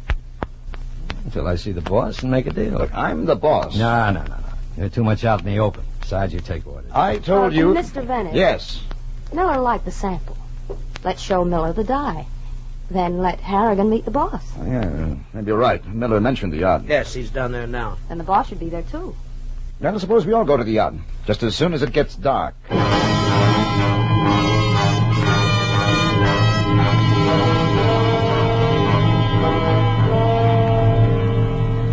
I've got Mr. Carlson now, Mr. Gregg. Thanks. Hello, Chief? Yes, Rick. Chief, I've got news.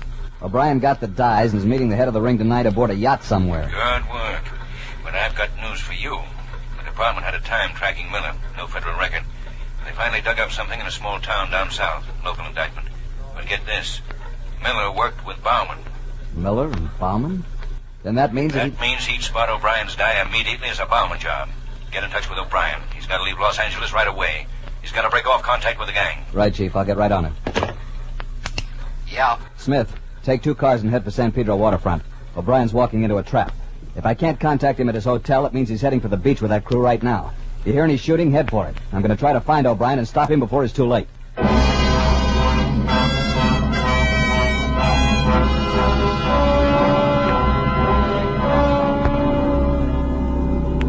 One big happy family. Shut up, Harrigan. Now, what's everybody so nervous about? Want to meet the boss? Harrigan, don't talk so much. Mr. Venice, Yes, Braille? we're being tailed. Huh? You sure? Yes. Fellow in a dark sedan. I don't like that. Don't worry, Brownie and I can take care of him. Nobody around these waterfront streets at this hour. Brownie, I'm going to swing the car across the street and block it. Right, Braille. Get your door open. As soon as I swing around, you jump out of the car. So you'll be ready for the guy trailing us. You'll have to jam his brakes and he'll have his eyes on the road. Got it. Okay. Here goes. All right, Brownie, move. Right. Wait a minute. You can't be sure you... I don't have to be sure. You're crazy. I got him. Good work, Brownie. Now let's get out of here fast. Guy didn't even know what hit him. And you know who he was?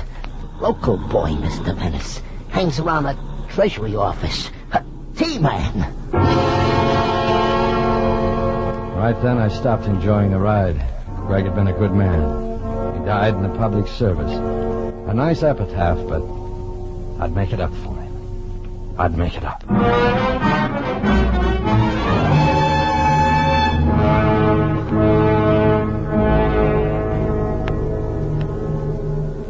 Braille, you and Brownie stay here at the end of the pier and keep a sharp lookout. Harrigan and I are going aboard. Come on, Carlo. Right. Quite a hunky yacht.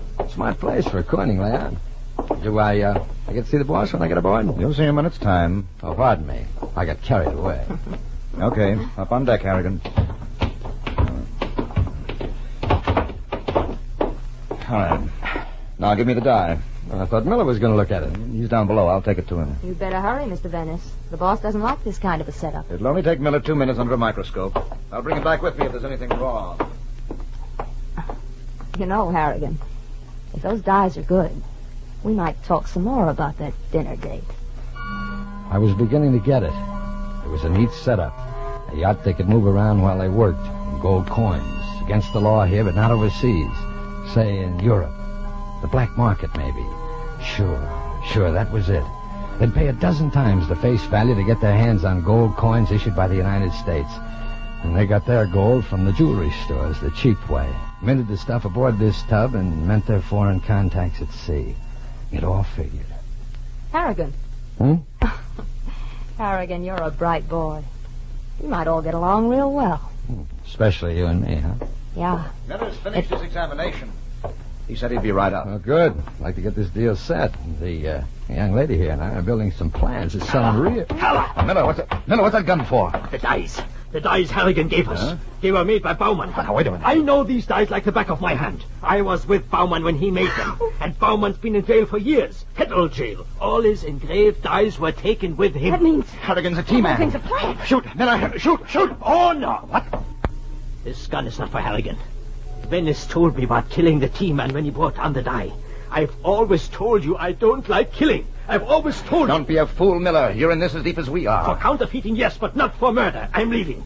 And Harrigan's going with me. That's playing smart, Miller. Miller, Stand still! Harrigan, follow me. There's a dinghy tied at the boat. Easy. Trail! Brownie at the pipe! Come on! I didn't mean to shoot Venice. Let me have that gun, Miller. I didn't mean it. Take me with you. It's Frail. Brownie. Come on. Come on, behind the bridge. Here. Now, keep down. Harrigan! We know you're there. Come on out, and we'll talk. You want me? Come and get me. Frail, look, it's the cops. Harrigan, you double-crossing rat! Frail, let's get out of here. It's too late, Frail. Throw your gun overboard and give up. I'll get you first, Harrigan. All right. This one's for Greg, Frail.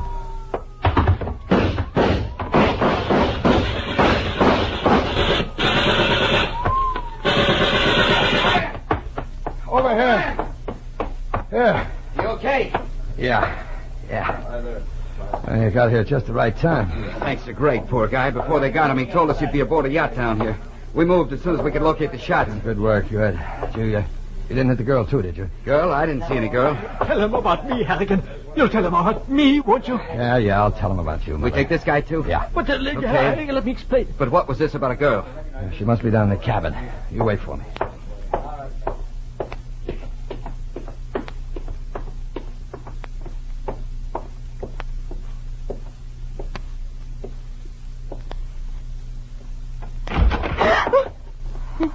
Hello, Carla. You all right? Oh, Mr. Harrigan, I was so scared. All that shooting and all. You can cut the act now, Carla.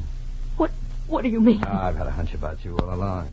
No one made a move till you gave the nod. And then when Miller called your name when he spotted that die, I cinched it. Look, Harrigan. Oh, I have to hand it to you, Carla. You're smart. You ran that mob with a glove of velvet, boss.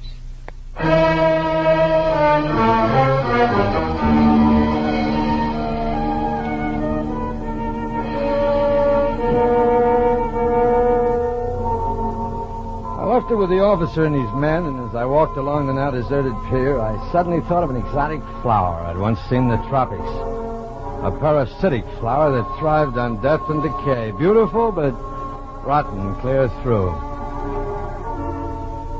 Well, geraniums may not be as pretty, but thank gosh there's a heck of a lot more of them.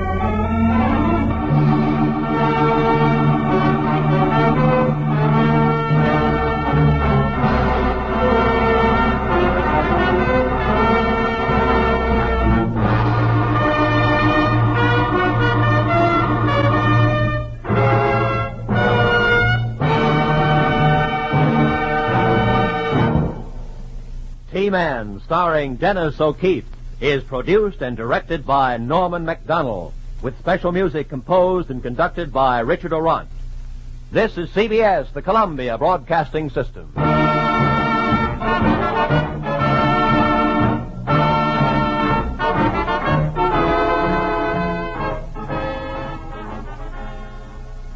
There you have it, 74 years ago, April 29, 1950, T-Man, here on Classic Radio Theater with Wyatt Cox. And as I said, we don't know much about the show. It may be an audition show that was never sold to the network. All right, coming up next, an episode of Arch Obler's Plays going back 85 years to April 29th, 1939, and the story of the Cliff.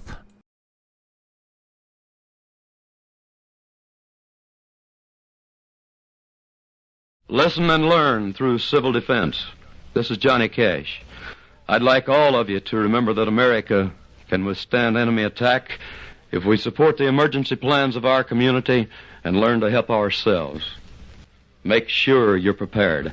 Contact your local civil defense office today.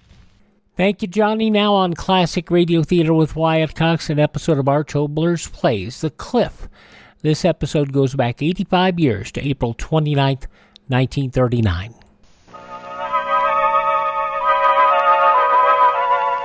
Arch Obler's Plays.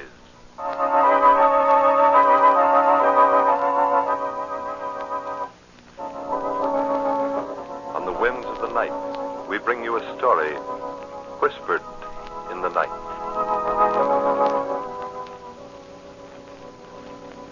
This is a story of revenge. The scene is the end of a mountain trail. It is night, and at the edge of a cliff that lifts 500 feet above a river far below stand a man and a girl. The man is flashily dressed, his face smug and self-certain. As his arms go around the girl, she suddenly thrusts him away and steps back, her face tense and white. Put up your hands, Mac Weber. Yes, this gun's a real one. Put up your hands, I said. Oh, I've waited 5 miserable years for this. No.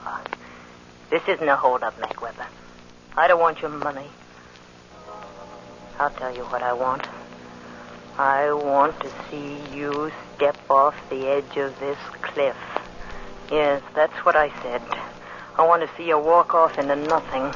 I want to hear you scream as you fall. I want to see your arms and your legs twisting and reaching for something that isn't there. That's what I want, Mac Weber.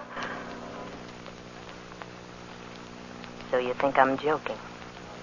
Yeah, it's a joke. It's a joke that's filled my days and my nights ever since that night he reached for something that wasn't there. He was different than you are, Mac Weber. In a minute you'll be begging for life. But he didn't beg. He went out bravely because that's the only way he knew how to be. Step back off the cliff, Mac Weber. Step back. You can't understand why I want to kill you? Think back, Mac Weber. Think back to that night 5 years ago. That night you took him up here and gave him his choice, either to help you or get thrown off that edge behind you. Think back.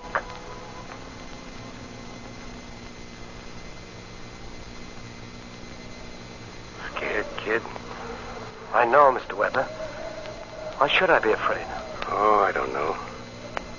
Some people can't stand being up in high places. I don't mind. You know, it's 500 feet down to that river. Back home, we kids used to go swimming in the quarry. Dive 30 or 40 feet. That was fun. What's the matter, kid? You're having plenty fun. Mr. Weber, I want to talk to you. No, ain't that funny? I've been wanting to talk to you too, Joe. Yeah. That's why I brought you up here to the cliff tonight. I like to talk up here. I come up here lots of times at night. Sit here. Look down at the city. But I'm talking and you want to talk. Well, what's on your mind? Mr. Weber, what kind of a business are you in? What kind of talk is that? I've got to know. You giving orders now, Joe? I don't want you to get sore, Mr. Weber, but I've got to know. Believe me, I've got to. I don't like people that ask too many questions. It's a legitimate business, isn't it, Mr. Weber? Maybe I should get sore. Maybe I won't. Hey, you're just a big dumb punk from the farm, that's all. So let's forget it and go back to town. Come on. Wait, Mr. Weber. Maybe I ought to get sore. Please, I'd like to know right away. It's all right. The business, isn't it? Making dough, ain't you? But things happen. I don't understand them. You understand the dough, don't you? Yes, but... Well, so it's all right. Make it every week. Put it in your pocket and shut your mouth. Don't be trying to think so much. You'll hurt your head. Now, are you riding back with me or are you walking back? Why don't you answer me, Mr. Weber? 3 weeks working for me. And I didn't know you had such a big mouth. But I only want to know what... You want to know too much. Well, maybe I better find myself another job. All right, kid. Maybe I better tell you all about it. What do you want to know? What's bothering you? It's the money. Huh? Well, I thought I was delivering that money to a private bank all this time. Yesterday I heard the fellas talking, and they said those other people sell the money I bring to them. Yeah, sell it. It doesn't make sense. Don't it? No, because why should they be selling money? What would be the point of selling $1 for less than $1 unless the money wasn't any good, unless... Unless the money wasn't any. Maybe you're answering yourself, Joe? It's true? Come on, I'll buy you a drink. Take your hands off Listen. I don't like punks that raise their voices to me. I don't care what you like. I'm through. I'm quitting. What did you say, kid? Gun. What did... Didn't you have any guns like this back on the farm, Joe? Pointing a gun at me, but why? I'll give you the idea real quick, farmer boy. You came to me looking for a job. I didn't come looking for you. All right. So I gave you a job. So you keep it. Understand? Counterfeit money? I don't want a job like that. I told you. You got the job. You keep it. But I want to tell you something, punk. It's 500 feet straight down from here. And once in a while a guy gets tired of living and he jumps off. So the cops pick up what's left and that's all. And once in a while some guy that ain't tired of living, he jumps off. And all the ways down he wants to keep on living. But when he hits the bottom down there, he's just as dead as the rest of them. You get what I mean, kid? You can't make me do what I don't want to do. Fake money, that's criminal. Let's... Shut up. So I can't make you do what you don't want to do, huh? Listen, farmer boy. I'm going to tell you something else. All over the world today, there are punks like you doing things they don't want to do. And the guys like me that are making them do it are the guys that are sitting right up on top. Now look, Mr. It's Weber. like I tell you. You do what you're told. The way I tell you to do it. Because if you don't, on a night like this, you're going to be flying out over the edge. And when you hit the bottom, there may be a couple of questions asked, but you won't be asking them. Now get going, punk. So now you remember, Mac Weber. Joe Warner. That's right. No, I wasn't his girl. I was his wife. Wife.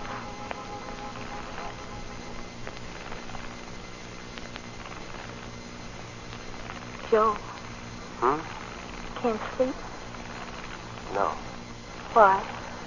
I just can't. Blasted town, doesn't it ever stop? I'll get up and shut the window. No, don't. Gotta get some air in the place. What's the matter, dear? Nothing. All these hours I've been lying here knowing you were awake. Tell me what's the matter, Joe. Let's get out of here. What? This town, let's get out. Back to the farm. But Joe. What good is it here for either of us? Joe, you're not serious. I am. I'm asking you, what good is it for you or me? Joe, you're talking crazy. You asked me, and I'm telling you. You mean these weeks you haven't been happy? With you, yes. Just that I want to go back to the farm. I don't know what to say. We talked that out, I thought, so long ago. Julie, I'm not made for the city. I'm not fitted, I tell you. My hands, they're for hard work. My head, I haven't got the right kind of brain. Need a brain like a rat to get along in this town. Joe, what's come over you? You've been doing so well. You got such a fine job. Making so much money. Why, my father never made in a month what you make in a week. I've been so proud of you. Julie. Oh, don't spoil everything now. All my life I've had nothing. For the first time I'm beginning to live the way I've wanted to. Don't spoil that, Joe. Just because the night is so hot and it's hard to sleep. And you're tired and want to talk crazy. Let me stay here where I'm alive and happy. All right.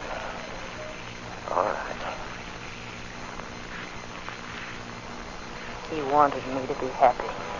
So he didn't say anything more about anything that was troubling him, about you. And he went on doing what you wanted him to.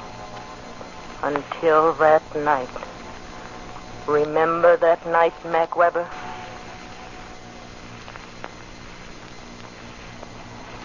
Okay, Joe. We wait here. But I don't understand. You talk so much. Stay back here. Mac said he'd pick us up at 10, and he will. There he is. Come on. Come on, I tell you. I don't know what this is all If about. Mac want to tell you, he'll tell you. Hey, Mac. Come on, get in. Get in. Sure, boy. Come on. Mr. Weber, what Shut are up. Where is he, Roselli? That thin fella by the lamppost. Making off he's reading the paper. Sure? Yeah. Joe dropped the bundle off at Mike's like you tell him. Then this fella started tailing him. He's been with us ever since. Okay. Mr. Weber, why don't you tell me what's going on? I told you to shut your mouth. Here. Close your hand on this gun. What? Do it, I tell you. Close your hand on the gun. Okay. Now, give it back to me. Hey, mister. Talking to me? Yeah. I got something for you, copper. Shot him. You shot him. Roselli, throw him out. Okay. No, don't. Let me go. Let me be. No! The gun. Throw the gun there, like this. Okay. Let's go. Joe died for what happened that night, Weber. But the gun was your gun, and the finger that pressed the trigger was your finger. But he died for that. With a rope around his neck, his legs twisting and reaching for ground that wasn't there the way yours are going to twist and reach. Step back, Mac Weber. No, I don't want to listen to you. Joe wanted to live, too, the night the state took him away to die. We'd been together such a little time. 5 months. And now he's been dead. 5 years. But I remember every day of those 5 months. Every day. From the very first one.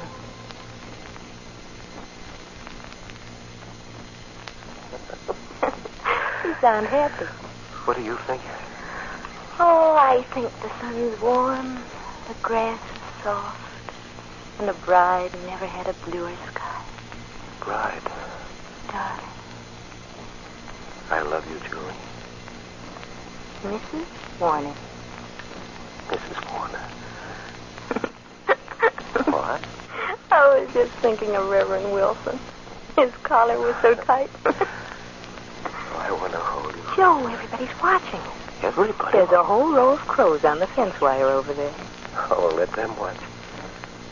You're my wife now, Julie. My wife. My wife. A wife. But not for long, Mac Weber. You thought of that. 5 months a wife. And now I'm thinking of the last 5 minutes we were together before they took him away to die. He put his arms around me. And our cheeks were close together. And his tears were my tears. He didn't cry because he was afraid like you are. He cried because of me. Because I was going to be all alone. I'm remembering those 5 minutes, Mac Weber. I'm sorry, Joe. 5 more minutes. All right, Warden. Oh, Joe. Julie. Oh, no. No, please, darling. You've got to listen to me. Lift your face. Joe didn't write it, isn't it? Isn't That's what I want to talk to you about, Julie. All these days I've had a chance to think. Something I haven't done much of before. This business of right and wrong.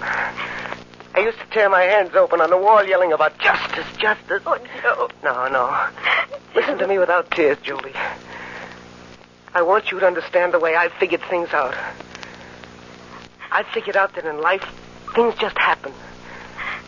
There's no guarantee that truth will triumph and justice reigns supreme and all that stuff. That's just, well, it's a pipe dream that people have had for so many years, they've got to believe it's the truth. Keep holding me close. But I tell you, Julie, in life there's no promise that things that are right will come out right. That's something for the books and the moving pictures. But it isn't real any more than it's real that I'll stop loving you 5 minutes from now. Joe. Justice isn't something that's guaranteed in life, I tell you. You can only be sure that there'll be justice after I die. Oh, I can't stand it. No, don't, baby. Don't. I'm not crying anymore. Why should I cry? Because I'll be dead? Sooner or later, everybody will be dead. The warden out there, the guards that walk me along, the poor guy that'll pull the switch. A handful of years and they'll all be dead. Yes. Even Mac Weber. Joe, I won't let them take me out of here. I won't let them. Julie, baby, you were always the strong one. You were so much smarter than me. You are, you know. Be smart now and understand it my way. I've been lucky. 5 months with you. There were such wonderful days. I don't think life's cheated me any.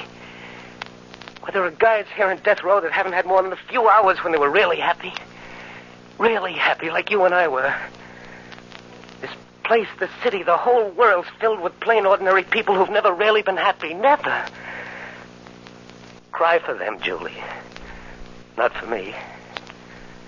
I've had you. It's time, boy. You'll have to go with me, Mrs. Warner. So it was time, Mac Weber. And Joe tried to smile, and he kissed my hand. And then they dragged me away. And a few minutes later, they took him out and hung him. And when he died, I wanted to die, too. But I couldn't die, because you were still alive. Step back, Mac Weber. No, what's the use you're talking to me? I can't listen. I can't hear you. All that's in my head is that Joe's dead and you're alive and standing at the edge of the cliff, and in a minute what I said I'd do that night he died, I'm going to do. That night, the gates of the jail behind me, I stood there. So dark. Raining. I stood there and I looked up and down the street, and all that I could think of was that you were alive. And I had to find you. I didn't know where you were. I'd never seen you. Only one picture of that face of yours. But I had to find you. I had to. Train after train. Town after town. Looking for you. Looking for you. I had to find you. I had to. Mac Weber. Mac Weber. Where was Mac Weber? Until at last my money was gone. I found myself back in this town where I'd started from. But you hadn't come back. And so I waited. Waited. 5 years. And then, tonight.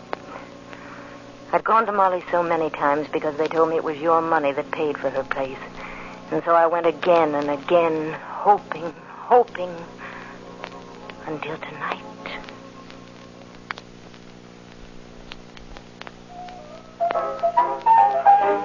Well, if it ain't the little lady. Hello, Molly. Oh, so you still remember my name. Where you been? I figured you'd gone high-hat or married or something. Oh, I've been away. Oh, away, huh? Yeah, well, I bet you found out there ain't no place like the old town. I says old places like old friends, like old shoes. Nothing like them. Speaking of shoes, mind if I sit down? Got a new pair of pumps and they're killing me. I got small feet, but that dirty little drifter over on 2nd Avenue. What he don't know about fitting shoes on a lady? Oh, say, here I'm blowing off. I bet you're dying for a drink. No, I just came into Oh, that's okay, little lady. It's on the house. Hey, Sam, couple of big ones. Coming up, Molly. And I don't mean on the slow plate. Say, what was your name again?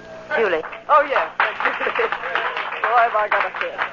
Well, when you stopped coming in here, I says to myself, Molly, the little lady's got herself a friend, I says. And you won't. So what are you staring at? That man. At the bar. Man? Oh, no. Oh, no, that's not your friend. That's mine. Who is he? You know, the only one that's found out there's nothing like the old place. Hey, big fella. Mac. Come on over. Friend of mine I want you to meet. He used to have this town right in his pocket, Mac did. But he had to go away. A right guy. Well, Molly, what's on your mind? Well, can't you see? Julie, I want you to meet my friend. Mac, this is Julie. She's a nice kid. Yeah. So I see. How are you, baby? How do you do, Mr. Weber? Weber? Say, you two know each other? Never saw her before in my life. Listen, baby. How did you know my last name? Why? I knew it because I heard about you. A long time ago. Yeah? You were important here. I saw your picture in the papers. You are Mac Weber, aren't you? You hear that, Molly? Don't forget me easy around here, do they? That's okay. Drinks, Molly. Okay. Well, put him down. Hey, I think I'll join you, ladies. Hey, bring me the bottle, Sam. Okay, Mac. You two been kidding me. What are you talking about? I think you've been around together. The look she gives you. Can you blame her? Say, what's your name, baby? Julie. Yeah, Julie. Now, Julie and me, we don't know each other. Do we, Julie? I never met you before. But that ain't saying we don't know each other from now on. Does it, baby? Don't listen to him. That's an old line, and he hangs it up every time he's in reaching distance of anything under 50. Why don't you take care of the customers, Molly? Why, I ought to bust this glass in half and take care of I you. said take care of the customers, Molly. Okay, big shot. See you later. Funny dame, that Molly. 5 years. She still thinks she's queen of the hen house. But a fella's mind can change. Yeah. It's a free country. Why not? Mac Weber. Oh, you seem to like the name. When you're going to get a chance to like the guy that's tied up to the handle. You're going to get a lot of chances, baby. A lot of chances. So we met at last, Mac Weber, and you couldn't understand why I didn't say much. How could I? You opposite me. I'd waited so long. What was there to say? Over and over you kept asking me, what do you know, baby? What do you know? And what I did know, I couldn't tell you. All the time I was thinking, the cliff. The cliff. Then you wanted me to go with you. And I went with you. Hey, slow up, baby. Take it easy. What are you trying to do, commit suicide? That's better. You gotta admit you can drive, babe. But after all, this ain't exactly a racetrack climbing up here. Hey, tell me, what do you think of my car, huh? It's a fine car. You're telling me? You got any idea what this boat cost me? No. 15 grand. Cash on the line. But that's how I am. The best of everything. And that's why I go for you, babe. Do you? Really? Sure. The minute I laid eyes on you, I says to myself, Mac, I says, there she is. It's getting very dark. Here, I says to myself, Mac, there's the kind of baby you could do things for. The kind who'll really appreciate the dough you spend. Say, you listening to me? Yes. Yes, I'm listening. Well, you wasn't looking at me. I can't. The winding road. You know, I can't figure you dames out at all. Here I got a swell place to go to. 40 grand it cost me to fix it up 5 years ago, not counting the furniture. But no, it ain't what you want. You gotta go driving up to the cliff. The cliff? Hey, what's the matter? What do you say the cliff like that? I only mean that, well, up there we'll be all alone, won't we? Now you're talking. Baby, you sure got me nuts about you. Have I? Really? Yeah, like I was saying. The minute I laid eyes on you at Molly's, I said to myself, Mac Weber, here's a new number's okay. And when I saw you giving me the eye, say No, be careful. Careful with a swell bundle like you? But the road, I can't drive it. Okay. But step on it, will you? If you gotta go to the top of the mountain to be nice, let's get there. Yeah, let's get there.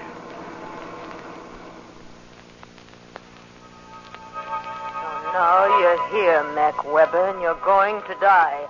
No, I've talked enough. No, I tell you, I can't hear you. All I can hear in my head is this. Step back, Mac Weber. I'll give you 3 seconds to... No. Stand where you are.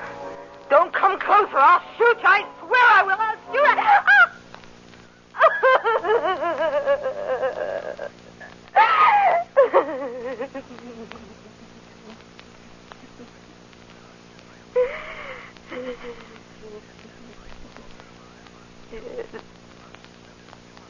Laugh at me. You knew I couldn't shoot you. I couldn't. But now you've got the gun. Shoot me and I'll thank you for it. All I've lived for these 5 years was to find you. And then tonight, my flesh crawled every time I looked at you. Yes, that's what I said, my flesh. It crawled and it squirmed when you touched me. But I let you because I'd do anything to get you up here on the cliff. But now, I've failed. So I'll bless the bullet you send in me. No. Stay away from me. Stay away from me. Don't touch me. Joe! Oh, don't listen to him. He thinks you're dead and you can't help me. Joe, make him... Ah!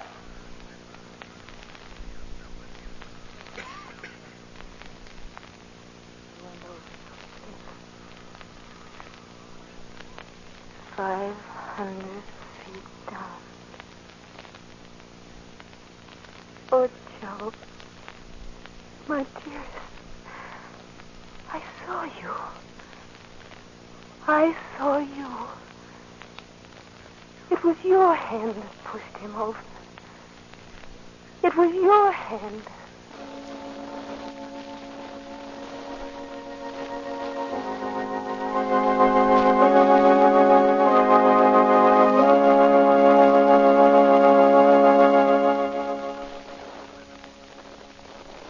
You have just listened to The Cliff, written especially for radio by Arch Obler and featuring Miss Betty Winkler, with Frank Lovejoy, Milton C. Herman, Betty Kane, and Kurt Conway.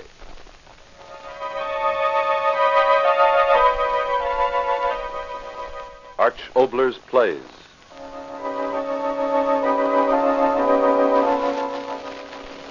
On the winds of the night, we bring you a story whispered in the night.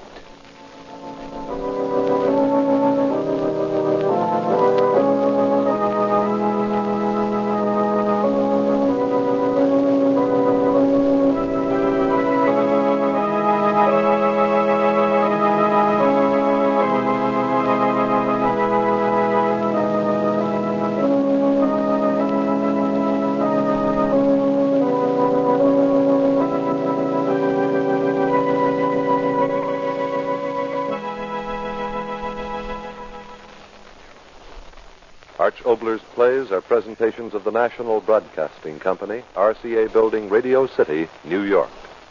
Betty Winkler was the original Rosemary in that radio show that we carry so much. She was on from 1944 to 1945 on NBC, on CBS from 1945 to 1955. A different series from the one that we carry, but had its roots in the same place. Now, when her co-star in 1948, they got married. And when Keene forced to give up his role on the radio series due to illness, Winkler gave up her role. They both moved to Europe and basically retired. That's why we haven't heard much from her. She passed away in 2002 at the age of 88. Frank Lovejoy, as you know, we've talked about him many times here. Probably his most famous role on radio was Night Beat, but he did lots of other roles too. One of my favorite suspense programs, the 32nd of December, he did with his wife. Now, We will wrap up Classic Radio Theater for this Monday edition after I tell you tomorrow we will have I Was a Communist for the FBI, starring Dana Andrews, also an episode of Calling All Cars, The New Adventures of Sherlock Holmes, The Saint, and another episode of Superman. Speaking of I Was a Communist for the FBI in motion pictures, while Dana Andrews played Matt Cvetic on the radio, might interest you to know that the gentleman we were just talking about, Frank Lovejoy, played Matt Cvetic in the motion picture of the same name. Okay, but I Was a Communist for the FBI, Calling All Cars, Sherlock Holmes, The Saint, and Superman coming up tomorrow. Now, an episode of Claudia in just a moment.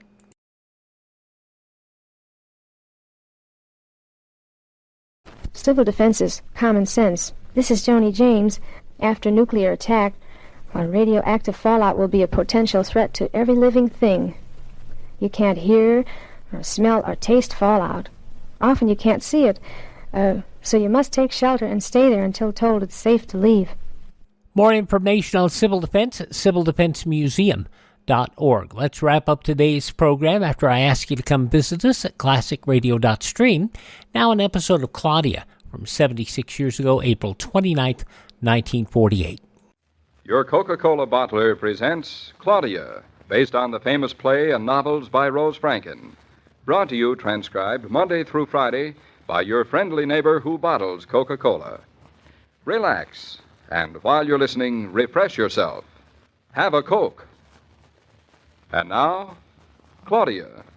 Boom doo doo doo, boom doo doo doo, boom boom boom boom boom boom. Hello, hello, hello. It certainly is quiet in the country. Is this house haunted? Anybody live here? Just a lonesome ghost. My, this house looks big with just one ghost in it. It feels big. Mm-hmm. Can you see me now? Of course not. It's afternoon. You know I can't begin to see ghosts till after dark. Then come here and stand still. That's better. There wasn't anything ghostly about that. How's Connecticut been all day? Noisy. That sounds like New York. Carpenters were here. For a change. They must be nearly finished on the wing by now. They sounded as though they ought to be, but it doesn't look any different. Did they start on the barn? No. No? But I think they're going to. I hope they're going to.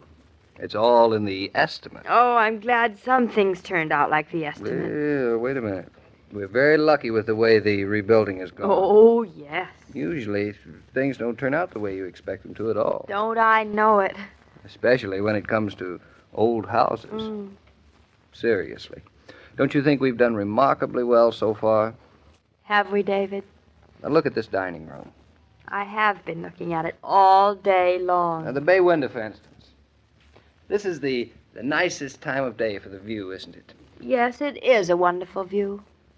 But not when you're tired of looking at it. Is that it?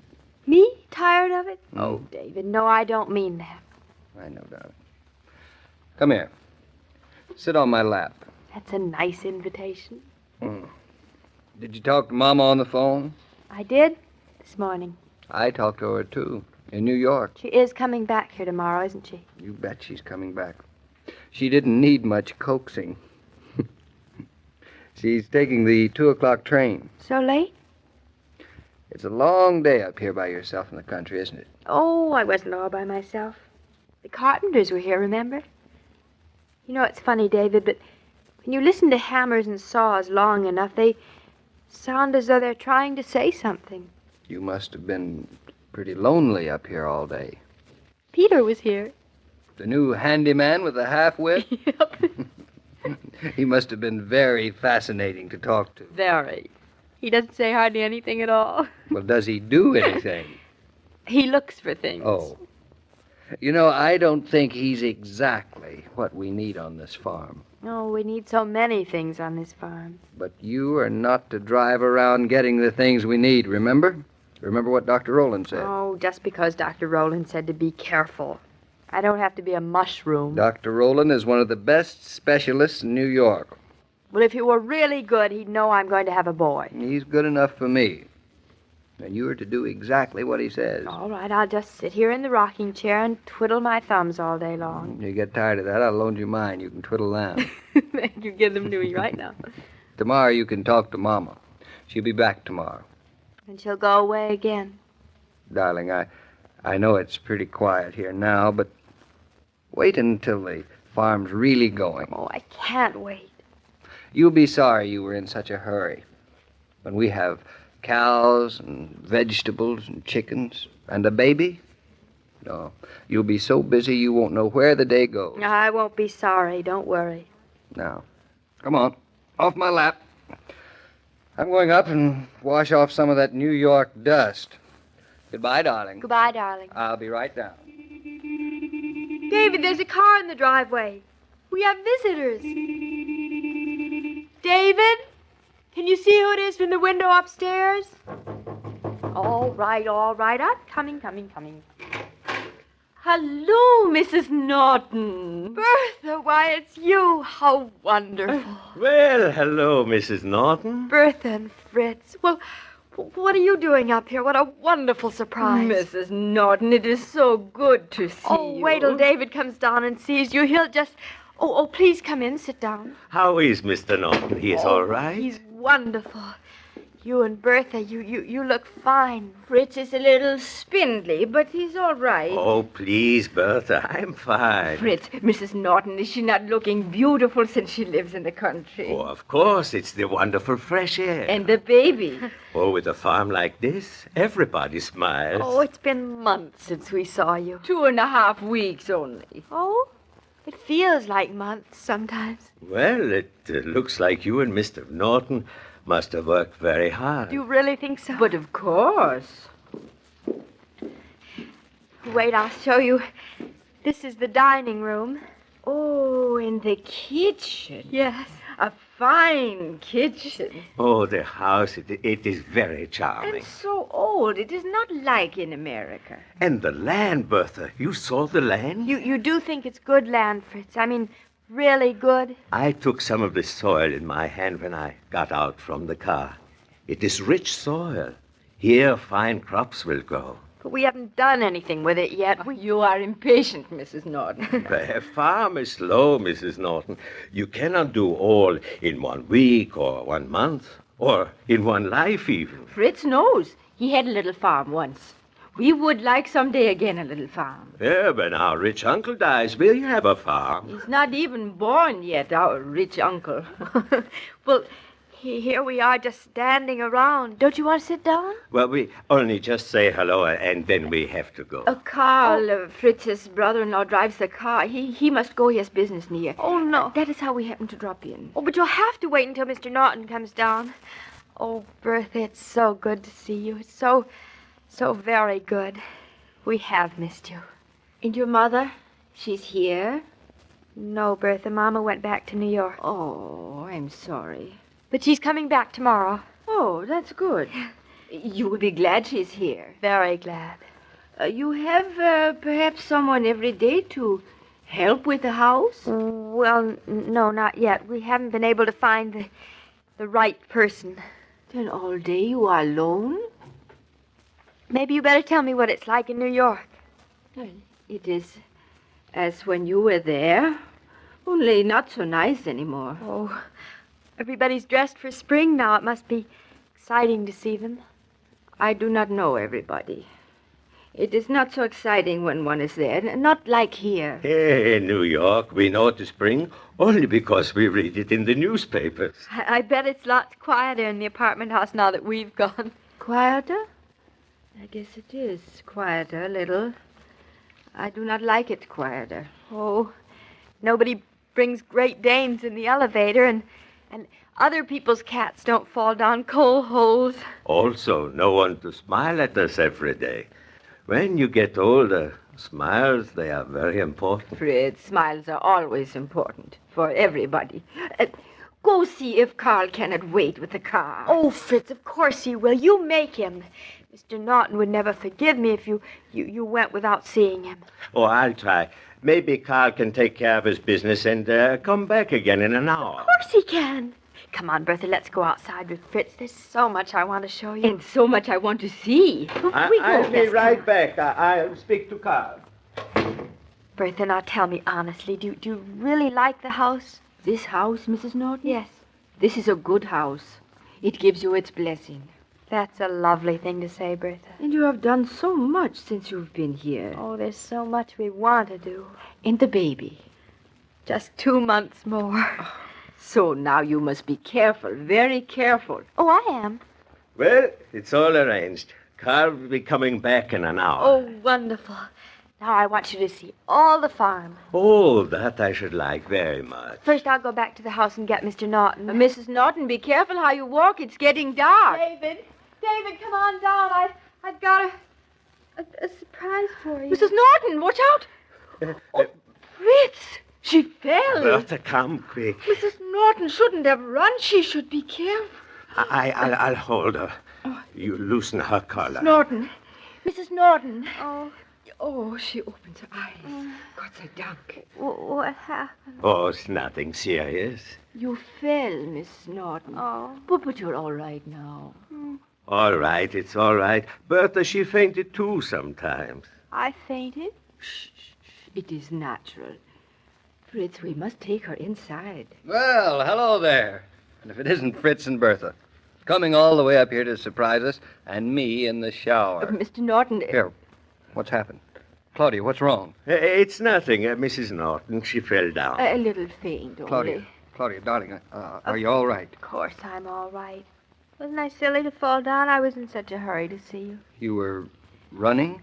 She should go in the house. I'm going. I can walk. You're not going to, whether you can or not. Mr. Norton, he carries you. Oh, Here. Such a fuss. Now, there. Really, darling, I'm fine. Now, shut up and stop kicking your legs. David, I'm all right. I really am. You see, I can't do a thing with her, Bertha. Mrs. Norton, not only for you, but for the baby, too. It is dangerous. I hate being a sissy. Well, you be one anyway. You know what? Being a sissy's not so bad. In your arms. Well, it's not a bad habit. Come on now. Into the house. Darling, you know, everything's sort of different since Bertha came. Different? It is? What is? Well, all of a sudden I'm seeing the farm again. The way I want to see it. Yeah, I know. And the way I wanted to keep on seeing it. I wanted so much to tell you, and instead I fainted.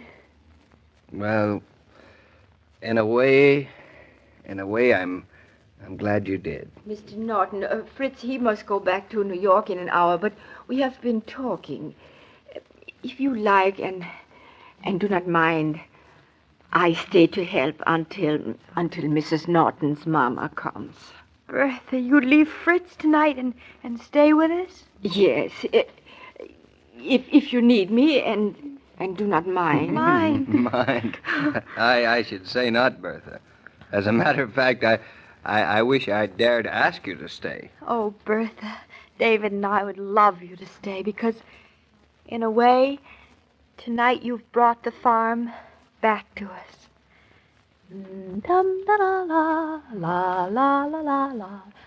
We seldom stop to think how much difference the little comforts and conveniences add to our pleasure from day to day.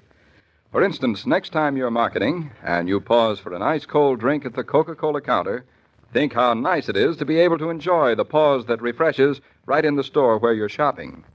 More and more food stores are installing Coke coolers now for the express purpose of letting you shop refreshed. Pardon me, Mr. King. Oh, yes, Fritz. Hello. Is not this place the Nortons have bought beautiful? Oh, it really is. And wait till you see it when their plans are carried out. Then it'll be unique. Yes, I hope I see it then. But Mrs. Norton, she is so young and so new to farm life. It is not easy. I wonder, does she know what it's like? I wonder. Well, one thing I'm sure she doesn't know, and that's that tomorrow will bring her, David, and Mama another visitor. Mrs. Norton, she loves visits. All women do. Well, this visitor will be the happy woman of Eastbrook. Who is she? That's what you'll find out tomorrow, Fritz. Oh, good. Well, goodbye, Mr. King. Goodbye, Fritz. As I was saying, every day, Monday through Friday, Claudia comes to you transcribed with the best wishes of your friendly neighbor who bottles Coca-Cola. So listen again tomorrow at the same time. And now this is Joe King saying au revoir.